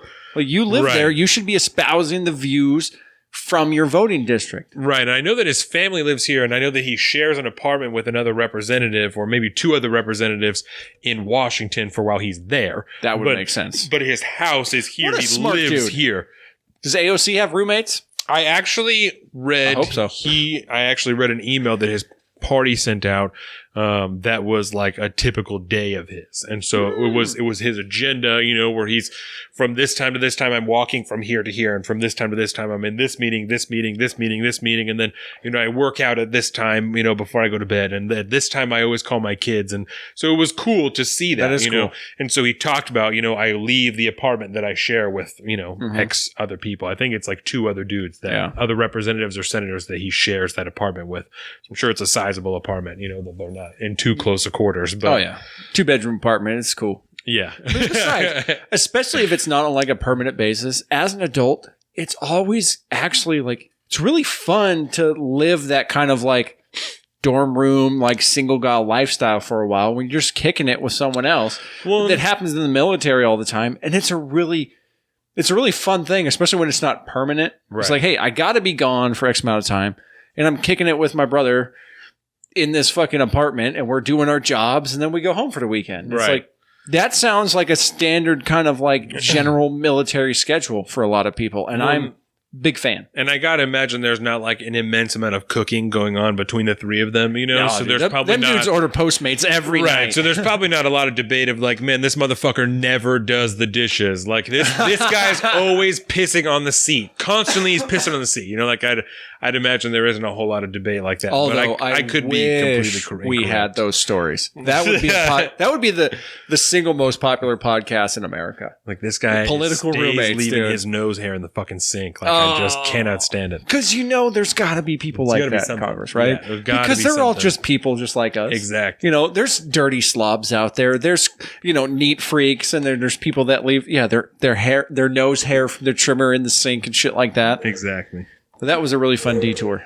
So one of the things that I want to talk about, Kamala Harris was talking about the economy for a few minutes, right? Mm-hmm. She was saying, well, you know, Trump is always toting the economy, but he, you know, the only thing that he talks about is the stock market. And she's like, and the stock market only helps you if you own stock. What if you don't own stocks? So I looked at Jordan and I said, so that's not correct. I said, because I don't own stock. I said, but I have a retirement. I said, in my retirement, is not sitting in an account somewhere. I said Edward Jones has it, and they invest the money that I give them in stock. Various stock. So then that's part of how it grows, is that these stocks grow, and I put more money into it, and it gains interest, and all these other things that accumulate. I'm like, so the stock market does not only help you if you have stock. The stock market is helping my retirement grow at a quicker rate, which is good for the three of us. Like, that's good for you and I, because I'm going to have more dollars quicker, and we're going to be able to retire sooner. Exactly. That's not fucking true. Anybody who has a retirement, not to cut you out, but anybody who has a retirement, that's a fucking lie. If you have a retirement, even if it's just small, like a simple IRA, it is held in the stock market. That is where your money goes. That it's where it is at. Even every year when you go and you meet with your fucking tax person or your accountant, whatever, I don't even know what her title is. She keeps my retirement. She's a financial advisor. There you go. I think. Every year when I go and meet with her, she shows me the stocks that my money are placed in. This is X amount of your money is here. X amount of it is here. X amount of it is here. Some of these are, high risk, and some of these are low risk, but you're young, and so we're trying to make you lots of money, and we're, whatever the fuck. Like, that's, when you go there every year, that's what she's telling you. That's what he's telling you. That's what they're telling you. So this is where your money is invested. And if you want to take it out, we'll pull it out for you, but we don't have it in an account where I can write you a check right now. It will take me a couple of days. Let me divest all of your money. The government's going to take half because it's way too soon, but then I'll give you the rest of it, And on top of that, there is, if you have a 401k, if you have any sort of like employer match, a pension, if you have a pension. Boom. If you have a government or a fucking union job and you have a pension, it is held in the stock market. It's directly to Wall Street. And so once you hear that, right, and you understand... Some people lose their pensions because of people who hold their fuck around in the stock market and invest in shitty stocks and get fucked. And so when you hear somebody like Bernie Sanders talk about essentially taxing Wall Street, that is now going to fuck with your entire retirement. It's going to fuck with the fundamental mechanism that makes this economy run. Should grow whether way you slower. think it's good or not that Wall Street is out there running the economy, because they are the pivotal point. The economy hinges on what Wall Street does, right? And we understand that there's massive corruption and it's dirty and all the shit, and it's not perfect, obviously. Yeah. But millions of Americans have their entire future tied up in retirement programs that are run and traded on in Wall Street. And the only way that you can assume that your retirement's still going to be there is by assuming that Wall Street's still going to be there and still making trades and still doing things with your money that you put in hopes that they can make money, and then you can benefit that on top of what because they operate on that stuff with commissions and sales commissions and stuff like that. That's how they make their big money, because when you win big, they win even bigger. And it's kind of sleazy, but you still win. If Wall Street's doing good, you're doing good. Some Wolf of Wall Street shit. Exactly. And it's kind of dirty and fucked up. But whenever you hear somebody attack Wall Street, understand they are attacking your future money. This is your future they're going after here. So let me put it to you like this, right? Not you, but to you. Boom. So that the same way that when we're talking about tariffs, we're talking about, those prices are going to be passed on to the consumers when they buy products, right? It's hard for companies to do that because they're out in the open. The prices are raising publicly all the time. It's being reported, right? In the stock market, they know that the only people who are paying attention are people who own stock. Because even if you have a retirement, you're probably not checking it out on the stock market. Because although you should. You should, but you're probably not, right? Yep. So they have a much easier time passing their taxes increase onto the consumer and making your retirement grow slower, all of that shit, because you're not paying attention. You're not paying as much attention to your retirement as you are to the things you're buying in the store every week. And that's why there are fucking police officers and shit that have no fucking retirements because they got fucked over in crazy districts, crazy counties around the country. Like that type of shit happens not all the time, but it has happened countless times in the past in this country, It's because you have shitty, terrible people running the unions, running those pensions, running those whatever. So dirty. Yeah. The idea of unions were great for a long time. The idea of a union is still great. Yeah. The idea of a union is still great. When the union salary hourly wage, we'll just say this, because Mavis Bacon wages, the what we call prevailing wage. Mavis Bacon. I think that's Mavis Bacon. Middle bacon. Anyways, middle bacon. Center cut, baby. Oh my God, that was perfect. Prevailing wage, in other words, right? If you're working for a state-sponsored or a federal-sponsored job as a union member, which most of the state and federal jobs are going to go to unions because the union lobbyists demand that they get access to those jobs because it's only fair that they have a right to collectively bargain and compete for those jobs, right? The unfortunate part about this, and I know a lot about this because I deal with it in my industry a lot, right? When you go to work for a job, let's say you're a private employer and you want to go to work at, say, a high school.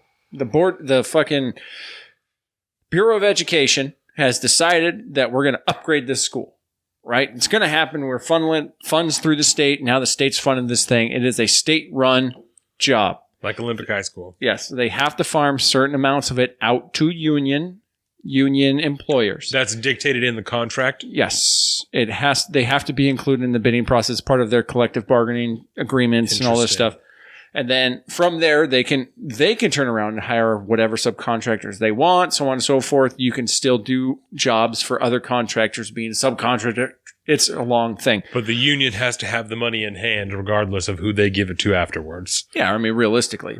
But my point is the fact that as an employer, myself, you have to, let's say you sign on to a job at a state job site. Yes. If I pay my employees X amount per hour for their hourly wage, if I decide to go do a job for the state over here, because unions are involved and it's a state job, I am required as an employer to submit a certified payroll every single week to the state that shows that I am paying my employees the mandated state hourly wage for that particular profession, which we call prevailing wage. Yeah. And for somebody in my career, it is more or less, I just saw the numbers the other day and I can't remember, but we'll just say it's more money than I make per hour significantly. That's the prevailing wage by the union? For my crews to go out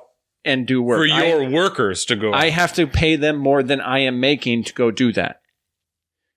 And every hour that I spend on that particular job has to be billed out at a specific state required rate, right? So once you factor in that, a union worker, due to the requirements that essentially the prevailing wage that is required by the state is what is paid to workers in unions. Right. And now as a private industry, if I want to go do work at that job site, I have to pay my employees that state mandated hourly wage. Yeah. Period. Which is fine because as an employer, you factor that into the contracted price in the beginning and it's all said and done. But what does that say about the state of our unions and the work that's done with the unions? And this includes like the teachers' unions too. Yeah. Like you have to meet as a private industry what the state mandates your employees should be paid. And to think that it is almost twice as much as what I make hourly for my crews to go out and do the work. That's what crazy. does that say about the state of things? Yeah, that's crazy. And I kind of forget the point that we were trying to make about this. We're just kind of talking about But I unions, liked where it went. You know? Yeah, we're just kind of talking about unions. I want to talk about Kamala Harris and Joe Biden's spat. Okay. Yeah. At least once before this podcast. I think that's about the last thing that we'll hit, and then we can do that. It's amazing.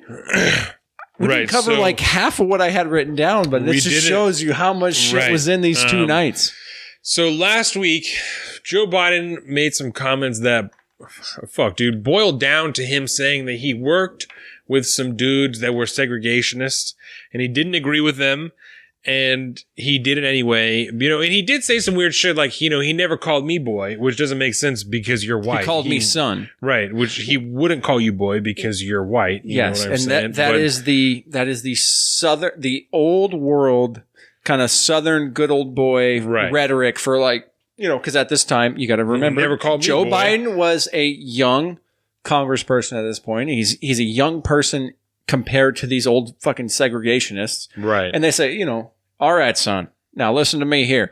He's not going to call you boy, obviously, because you are not black. Right. He's not going to push that racism on you because you are a white guy. Right. And I understand the point he was trying to make. But the merit of, and the core of Joe Biden's ideas, which were realized by Elijah Cummings and many other people who are not running for president, was that really his idea is that we should be working together. And that's not how it works anymore. Mm-hmm. That even though he wasn't a segregationist, they agreed on something and were able to get it done.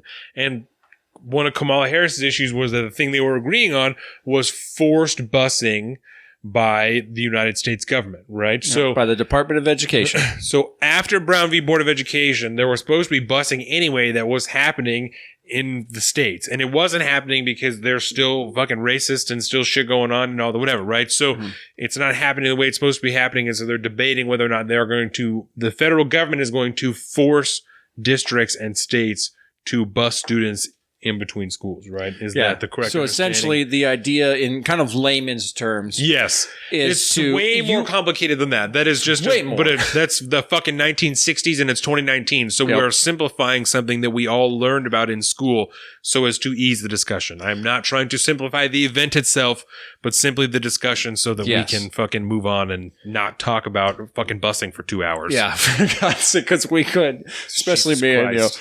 But the idea is essentially you have a inner city school that is troubled with a lack of funding, poor social situations. We have failing schools in the inner cities at this point.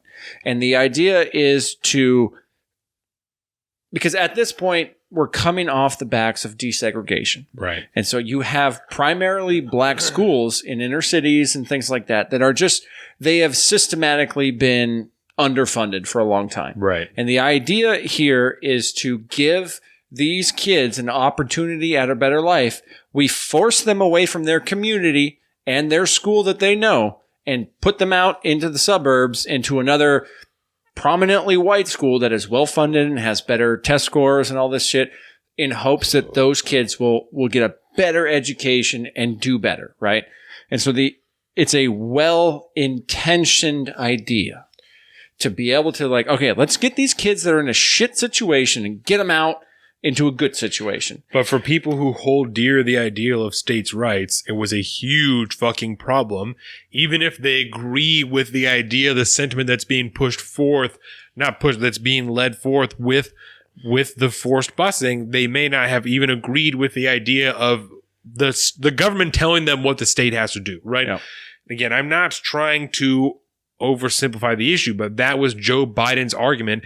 He said that's why he was arguing with them against forced busing, was because it was a failure of the states, not of the federal government. And that was his argument. Yeah. That was his opinion. He said that he was sticking to it today, that he was not arguing against busing. He was arguing against forced busing by the federal government onto the states when they should be making the decisions themselves. Because it removes choice. It removes that public option. You're now forcing people in an area to be moved to somewhere else that they probably have no connection to. Even if it's the right thing to do. Exactly. Right? It's just the road to hell is paved with good intentions. Yeah. And so, anyway, Kamala Harris gets up there and starts telling the story about a little girl from California who was part of the second class of segregation or desegregation into the school. And she was bused from her where she lived, home district, out to the suburbs to go to a quote unquote better school, right? And that little girl that she's telling the story about was Kamala Harris. And then fucking Joe Biden looks over like, oh, you just fucking went balls. There. Damn it. Yeah. I am so fucked. So she tells the story and she makes it incredibly personal. So on a debate standard, she now has the upper hand over Joe Biden here. This is a personal attack on Joe Biden against her. Right.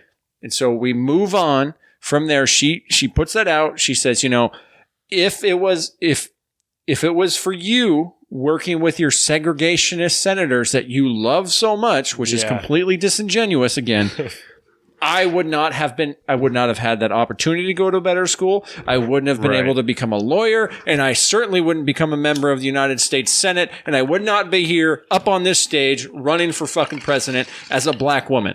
That's the point she was trying to get to.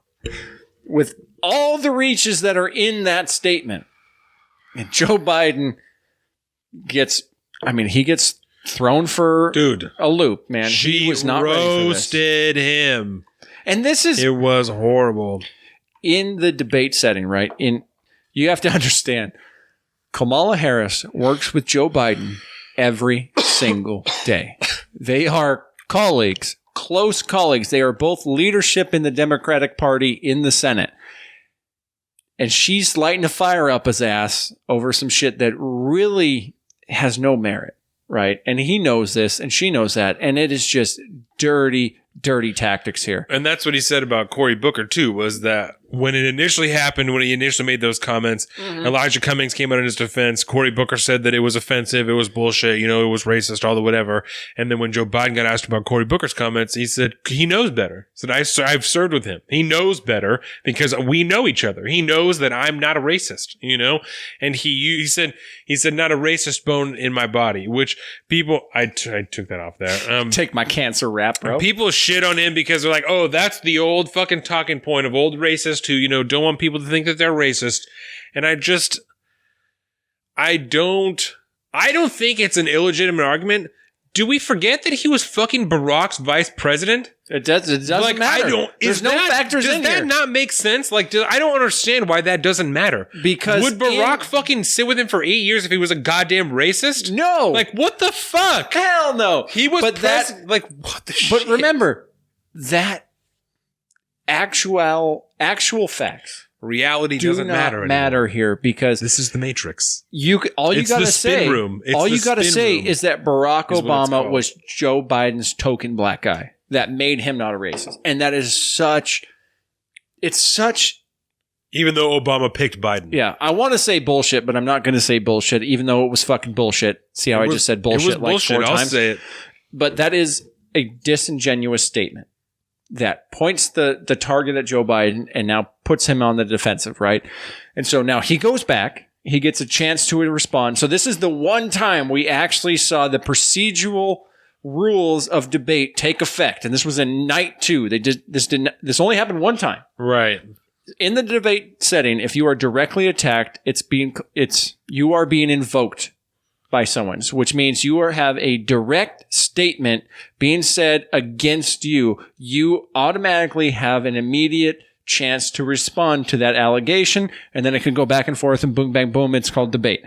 So Joe Biden is invoked. At this point, the hosts had changed. The moderators had changed, if you want to call them, quote unquote, moderators, to Rachel Maddow in the house. Yeah, Maddow. That's what I was going to say. Jeez. And fucking Chuck Todd. Maddow in the house, bitch. And so she says, fucking love Rachel Maddow. All right, Joe Biden, your name has been invoked with 30 seconds to respond or whatever. And he starts firing about his record on civil rights and civil rights and civil rights. And I'm all about civil rights.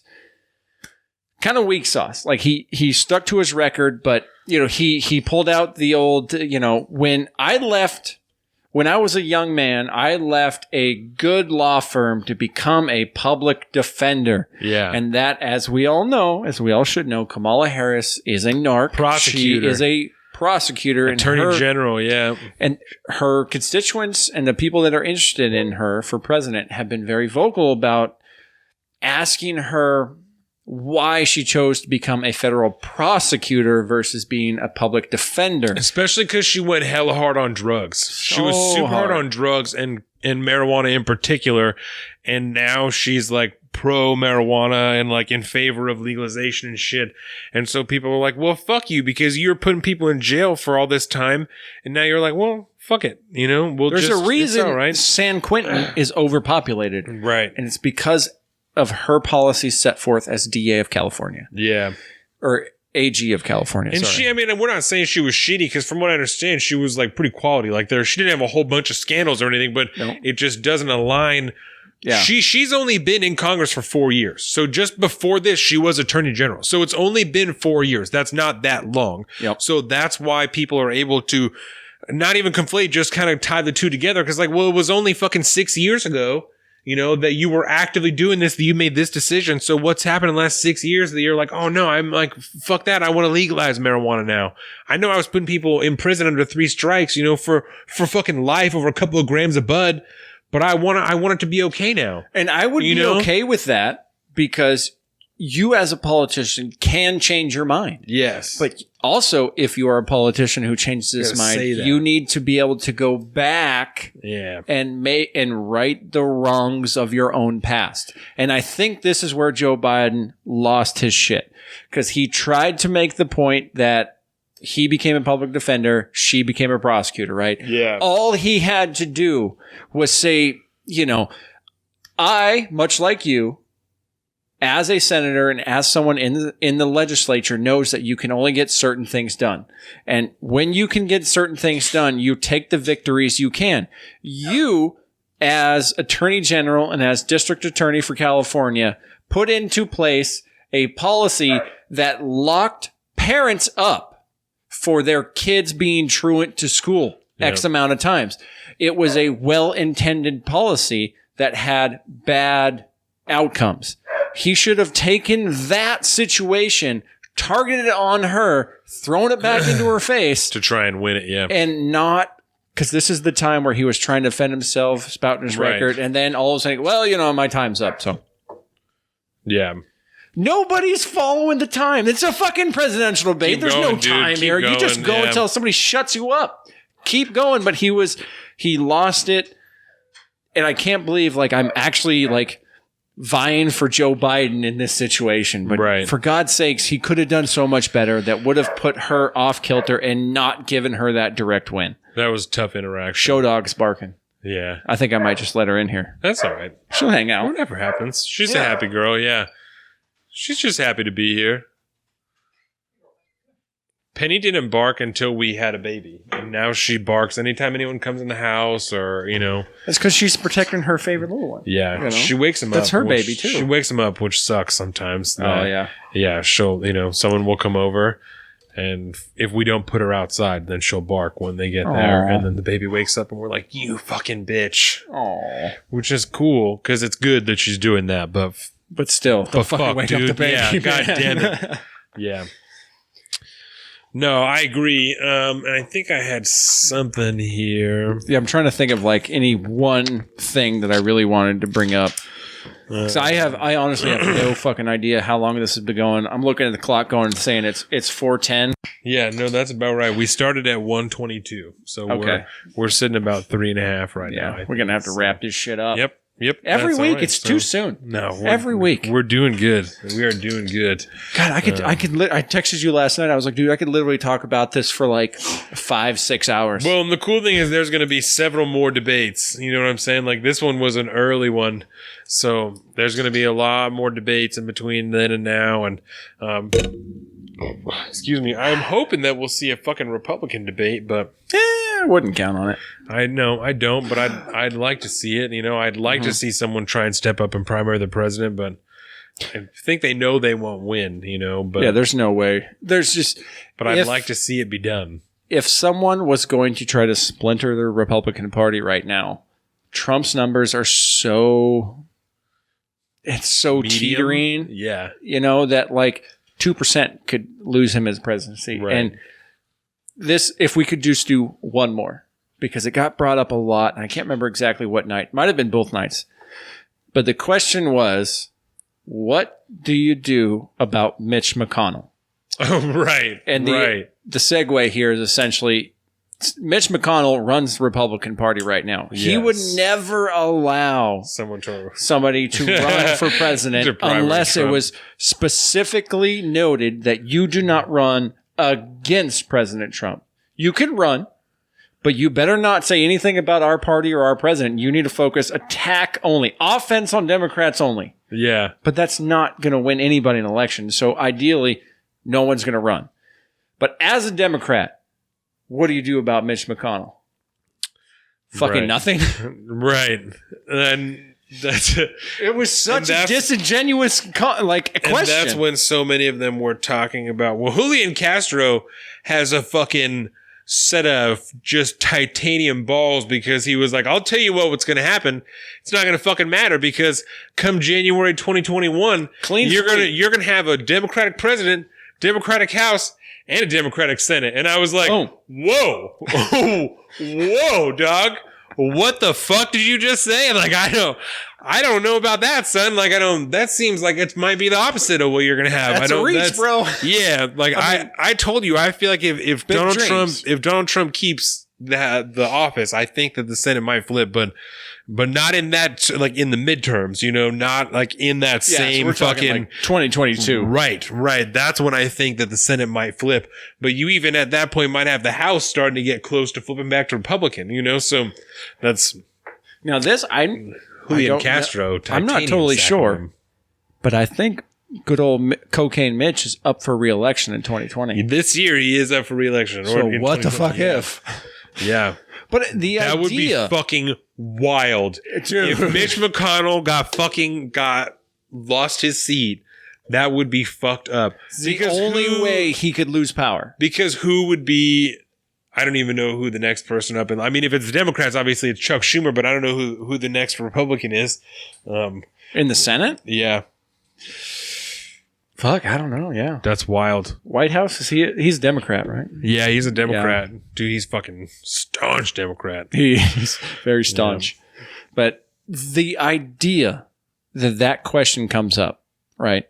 What do you as president do about Mitch McConnell? If your answer is nothing other than try to work with Congress, try to talk to Mitch McConnell and work out deals. If the idea is the executive branch is going to do something to fuck over the legislative branch, regardless of who's in power, not a good precedent to set, dude. That's bad news. And that question would not go away. And especially when you're talking about how divisive the current president is, that you're out here saying before you even have the nomination for candidate, that you're saying, well, I'm just going to divide the nation. I'm just going to completely ignore these other branches. I'm just going to ignore the legislative branch. Yep. I'm just going to work with the courts, and I'm going to do shit over here, and I'm going to do me, and I'm going to sign executive orders day one, and that's going to be it. I'm just going to force people to do shit, and everything's going to be cool. Like, that doesn't seem like a good way to combat the divisiveness of the president. No. That seems really weird that's the argument. And that's, like you said, there was numerous people, Kamala Harris, Pete Buttigieg, I'm sure there's a couple other people I just don't remember that said day one, they're signing these executive orders. This is what they're doing, And that's like, what do you mean? Like, how much power are you willing to usurp here? Yeah. How much power? Especially when you're talking about limiting the power of the fucking executive, Like, that's... In the same breath, you're talking about the current president having too much power. But not when I'm in the chair. But I'm going to use those same powers because, fuck the legislative branch. That doesn't make any sense, If it doesn't work for me, I'm going to make it work for me. And then when I lose my seat, I'm going to freak the fuck out because I don't have any power anymore because I fucked myself. And I think that it's important that people see that, when you hear them talking about just passing a bunch of executive orders. That's the exact same thing the president did when he came into office. Mm-hmm. In like his first couple weeks, he was like, I'm going to sit down. I'm going to sign fucking 9 executive orders for wild shit all at one time. He had a whole stack. Do you remember that? Yep. And he signed them all. And I'm going to systematically circumvent the people's right to represent themselves. Right. By just saying that, hey, I won the Electoral College, so now I'm in charge. Sorry, guys. That's not how this thing is supposed to work. And then we talked about how much other stuff goes into an executive order, that like this is his intent. Like that does not by any means mean that that's what's going to happen. Yep. There's still all kinds of stuff so even if all these candidates are saying that day one, this is what I'm going to do, they're going to be challenged in the courts by the Republicans the same way that Donald Trump is being challenged in the courts by the Democrats right now. Yeah. Nothing is going to be any different if they're going to continue down the same path. The only difference is that if you choose to take like a politically moral or ethical stance on an issue and choose to not do your job in the legislature and just go out and become an activist, a political activist for these things. Right. that is a personal choice, and you should be judged accordingly. And I think you should be judged out of fucking office at that point because you've systematically decided that I don't want to do my job because I just want to say good things and get people riled up. When my job is to actually pass legislature, you should give, if you're in an opposition party against, say, the executive office, right? Yeah. If you have control of the House and the Senate, or just one, doesn't matter. You pass bills. You pass bills in your house. You send them to the other house. If they get denied, whatever. But if you have control over both houses, you do your fucking job. You show that you build a track record of passing legislation that you truly believe in and say, I tried to pass this. I've been trying to pass this for a decade. Right. And now that we have power, I want to pass this. Boom, you're in. No, but if I you agree. don't do that, I'm not going to listen to what the fuck you say. Right. Because you have no track record of actually sticking to your issues. And that's at least one positive we can throw to Nancy Pelosi is that that's what they've been doing in the House. That's fine. We'll just pass it. We'll vote it here because we know we can pass it here, and we'll pass it on. And if he doesn't, you want to force the executive to veto that shit. Yep. You say, we passed this in the House and in the Senate. President vetoed it. We passed this in the House and Senate. We did what the people wanted. And the fucking executive said no. Yep. It's time to get him out because the people have spoken and it's time to remove this motherfucker from office. Vote for us. Yeah. Done. I wish that we could. Do you remember Step Brothers, right? Movie It's Step been Brothers. a long time. So there's a point where they have to go out and they have to get jobs. Yes. And they apply for jobs and they apply together and they're sitting like behind each other and then also next to each other. I wish that you and I could run for office like that. Like we could run as one person, you know? Like, no. We're going to make all our decisions together. Like, but we're also going to answer all of our questions together and we're going to make our appearances together. And we're going to do like, we'll do stuff by ourselves, but officially, like in office, we're going to be together. So at the end of the day, who's the top dog? Who's the VP?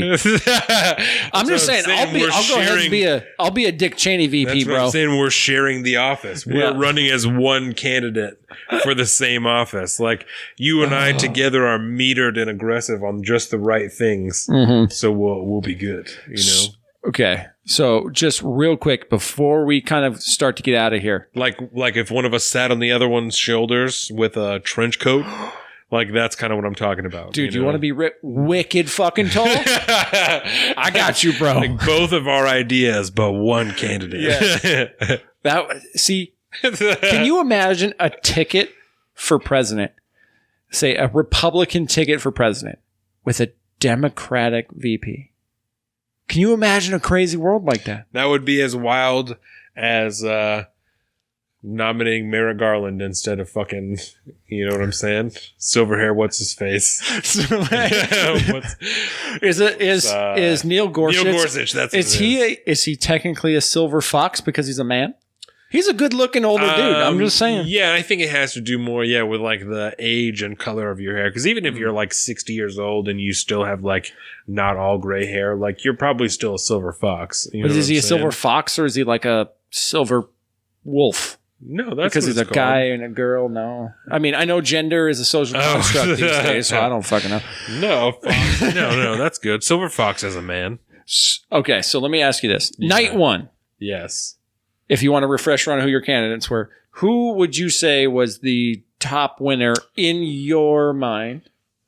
In my personal opinion, who spoke to you the most? In my personal opinion, I liked Tim Ryan the best. I think. Okay. So now, masses wise, publicly, Elizabeth Warren. I think maybe Cory Booker. He spoke okay, you know. He was a dud. But I think that Julian Castro, I think he'll see a little bit of a bump because he spoke really well. And I think that Elizabeth Warren... Okay, let me touch on this, right? Because when Bill de Blasio was talking, he was talking about what the Democratic Party should be, right? And he was like, one of the things he listed, we should be the party of a 70% tax rate. For the top 1% of America. I was like, be whoa, what the fuck did you just say?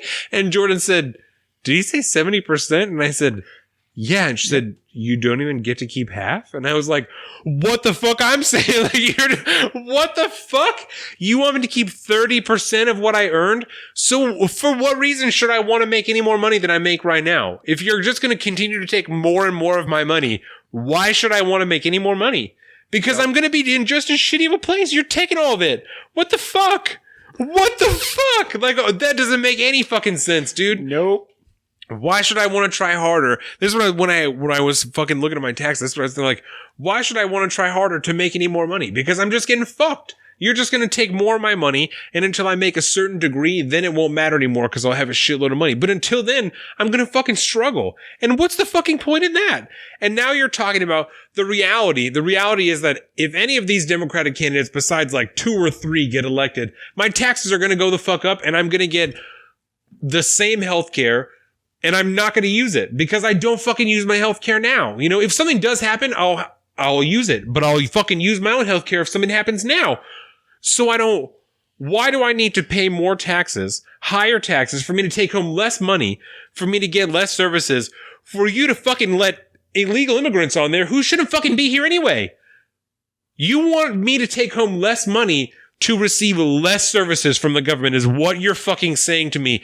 70-90% of the people on that fucking stage want me to make less money to get less services when I have a fucking child and I couldn't even get fucking WIC if I needed. Couldn't get fucking food stamps if I needed because on paper I make too much money, but you want to take more of it. You've got to be fucking kidding me. Like, you've got to be fucking joking that you want more of my dollars when a single income on 3 fucking people, you want more of my money for what? And this is what I told you yesterday when we were talking. Fuck, dude? Welcome to being a part of the middle class. Yeah, this is the middle class. Yeah. It's the people that struggle every single day in one way or another, and constantly ignored. Dude, consistently ignored, and always more money taken. And the Democratic Party used to be the party of the people, the workers' party. That's what they used to build. Right. The blue collar Democrat, the old, you like Tim Ryan. He is much more representative of an old school blue dog Democrat. More moderate dog. I fuck with him. I love Tim Ryan. All right. So night 1, you're Tim Ryan all the way. Night 2. We didn't even talk about Marianne Williamson, who, just real quick, the only part that I really want to talk about is at the very end in her closing statement. She was giving her, and I please God, everybody YouTube this clip because it is magical. She said that Donald Trump, I've seen what you do. I know what you're doing. You harness the power of hate to win an election. God damn it. You harness the power of hate for political purposes. I'm going to harness the power of love for political purposes. And we will see you on the battlefield. And love will win out on the battlefield or some like crazy shit. And I loved every second of it. It was great. So night 2, considering her rousing ending statement, who is your person in night 2?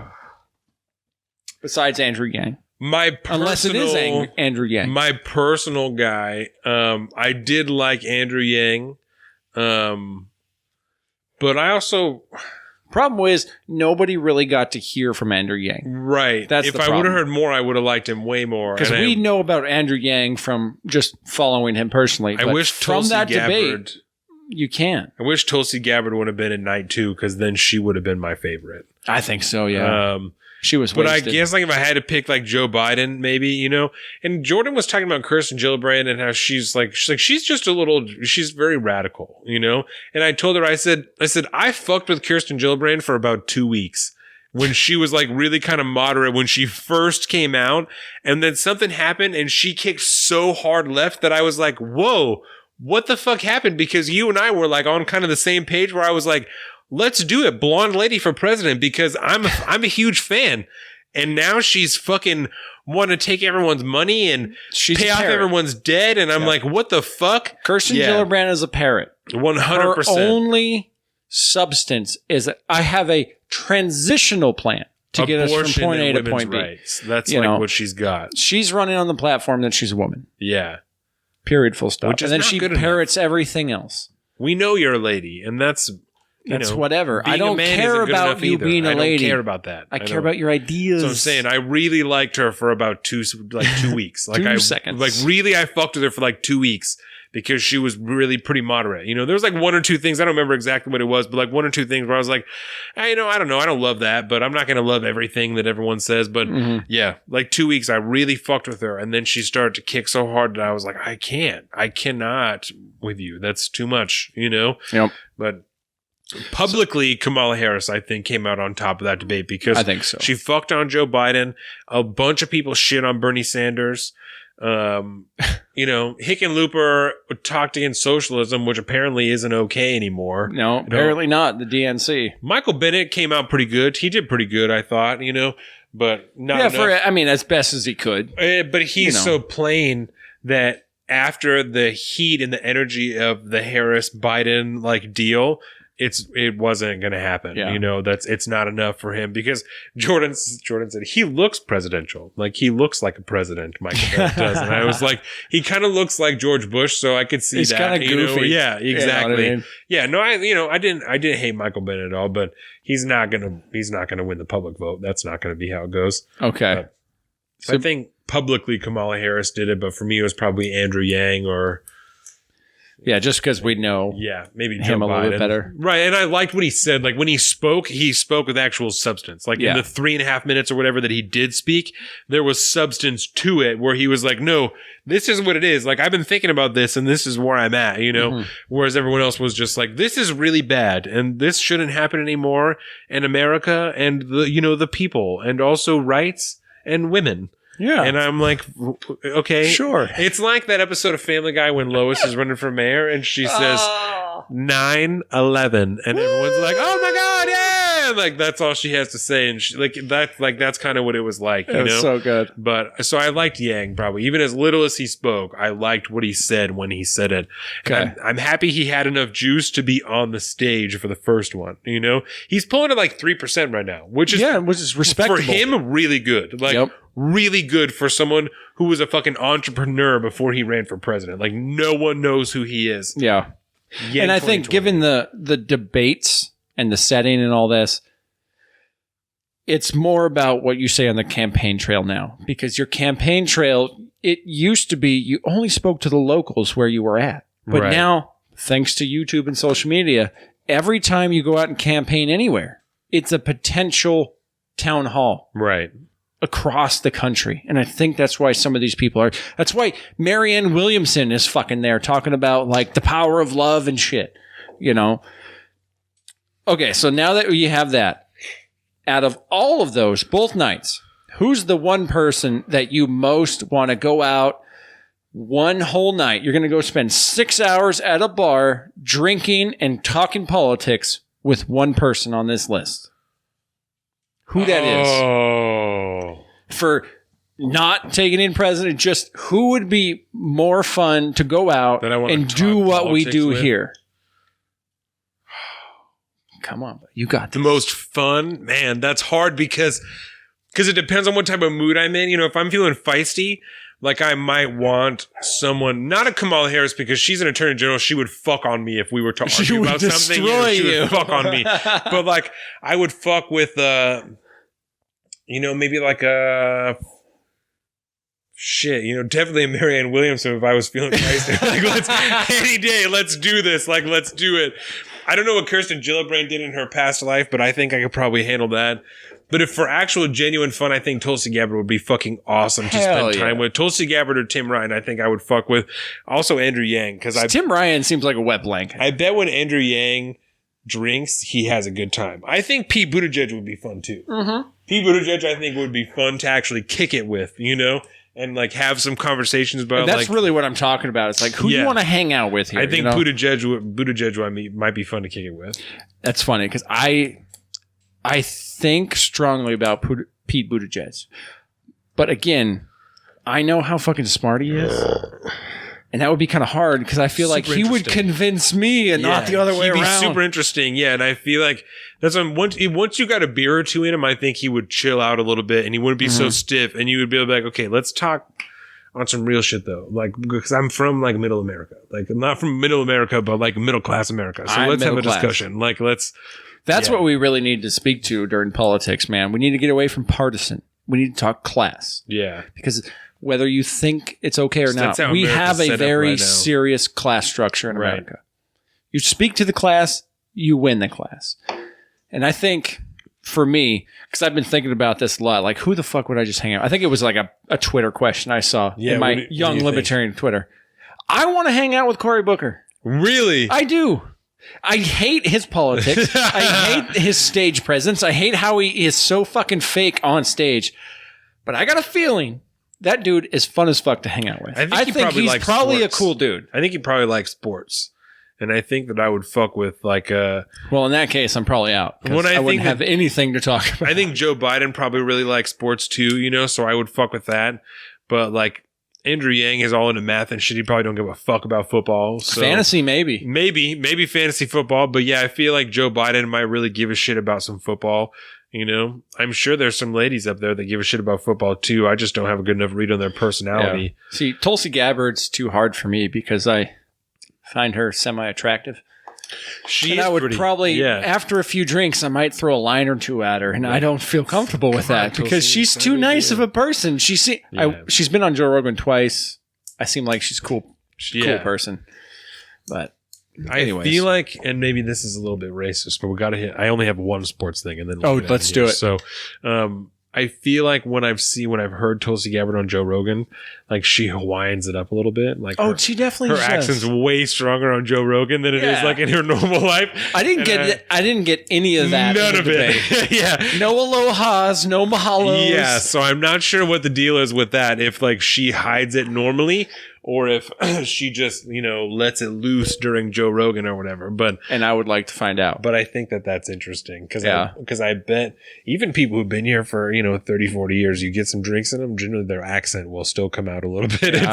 So I like that. My grandma, not that I've ever seen her drunk, but like, I don't know. I love hearing her talk. She's from Canada. She just talks different, Fucking figure it out, all right? No, it's good. Watch Letterkenny. Please, for the love of God. It's on Hulu. Watch Letterkenny. It is the greatest thing in the face of the planet. Okay.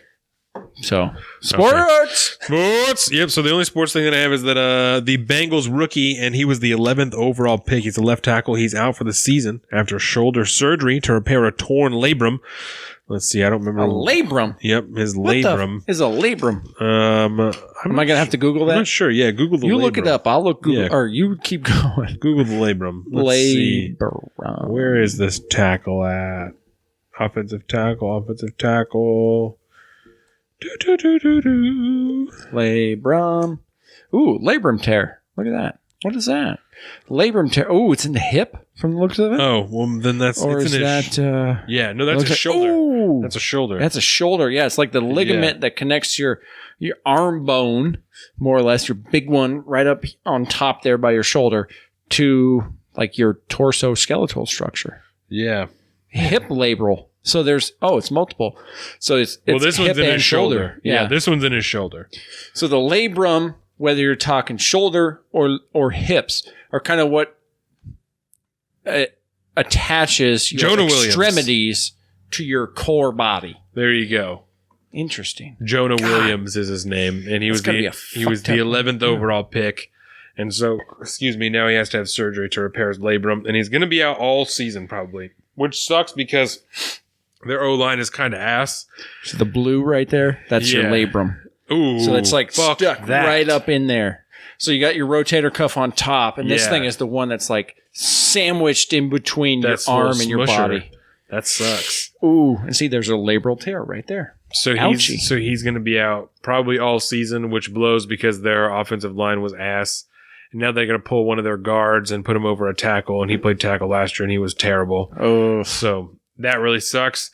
Especially because Joe Mixon was starting to ball the fuck out last season. That's all right. We'll go ahead and we'll see what happens. So that's the only sports thing that I have this week. Then I got to start hitting people up for fantasy to make sure that they're on board for it's getting close. Yeah. Do you want to play still this year? Fucking A, of course. Cool. How am I going to look like an idiot every week? Yeah. And I'll have to see whether Jake wants his own team this year or if he wants to just stay with Morgan. Because we discussed it last year, but he decided he wanted to be with Morgan. Yeah. But I think that'll have a spot or two open. I know that like Aaron's husband Michael doesn't want to play, so I know I'll for sure have one spot, but I'm pretty sure everybody else is still on. So we'll see. Got to start fucking texting people. So the line that I have for this week, are you ready? All right. Well, I'm going to get out of here, so you better prepare to be fucked by the long dick of the law.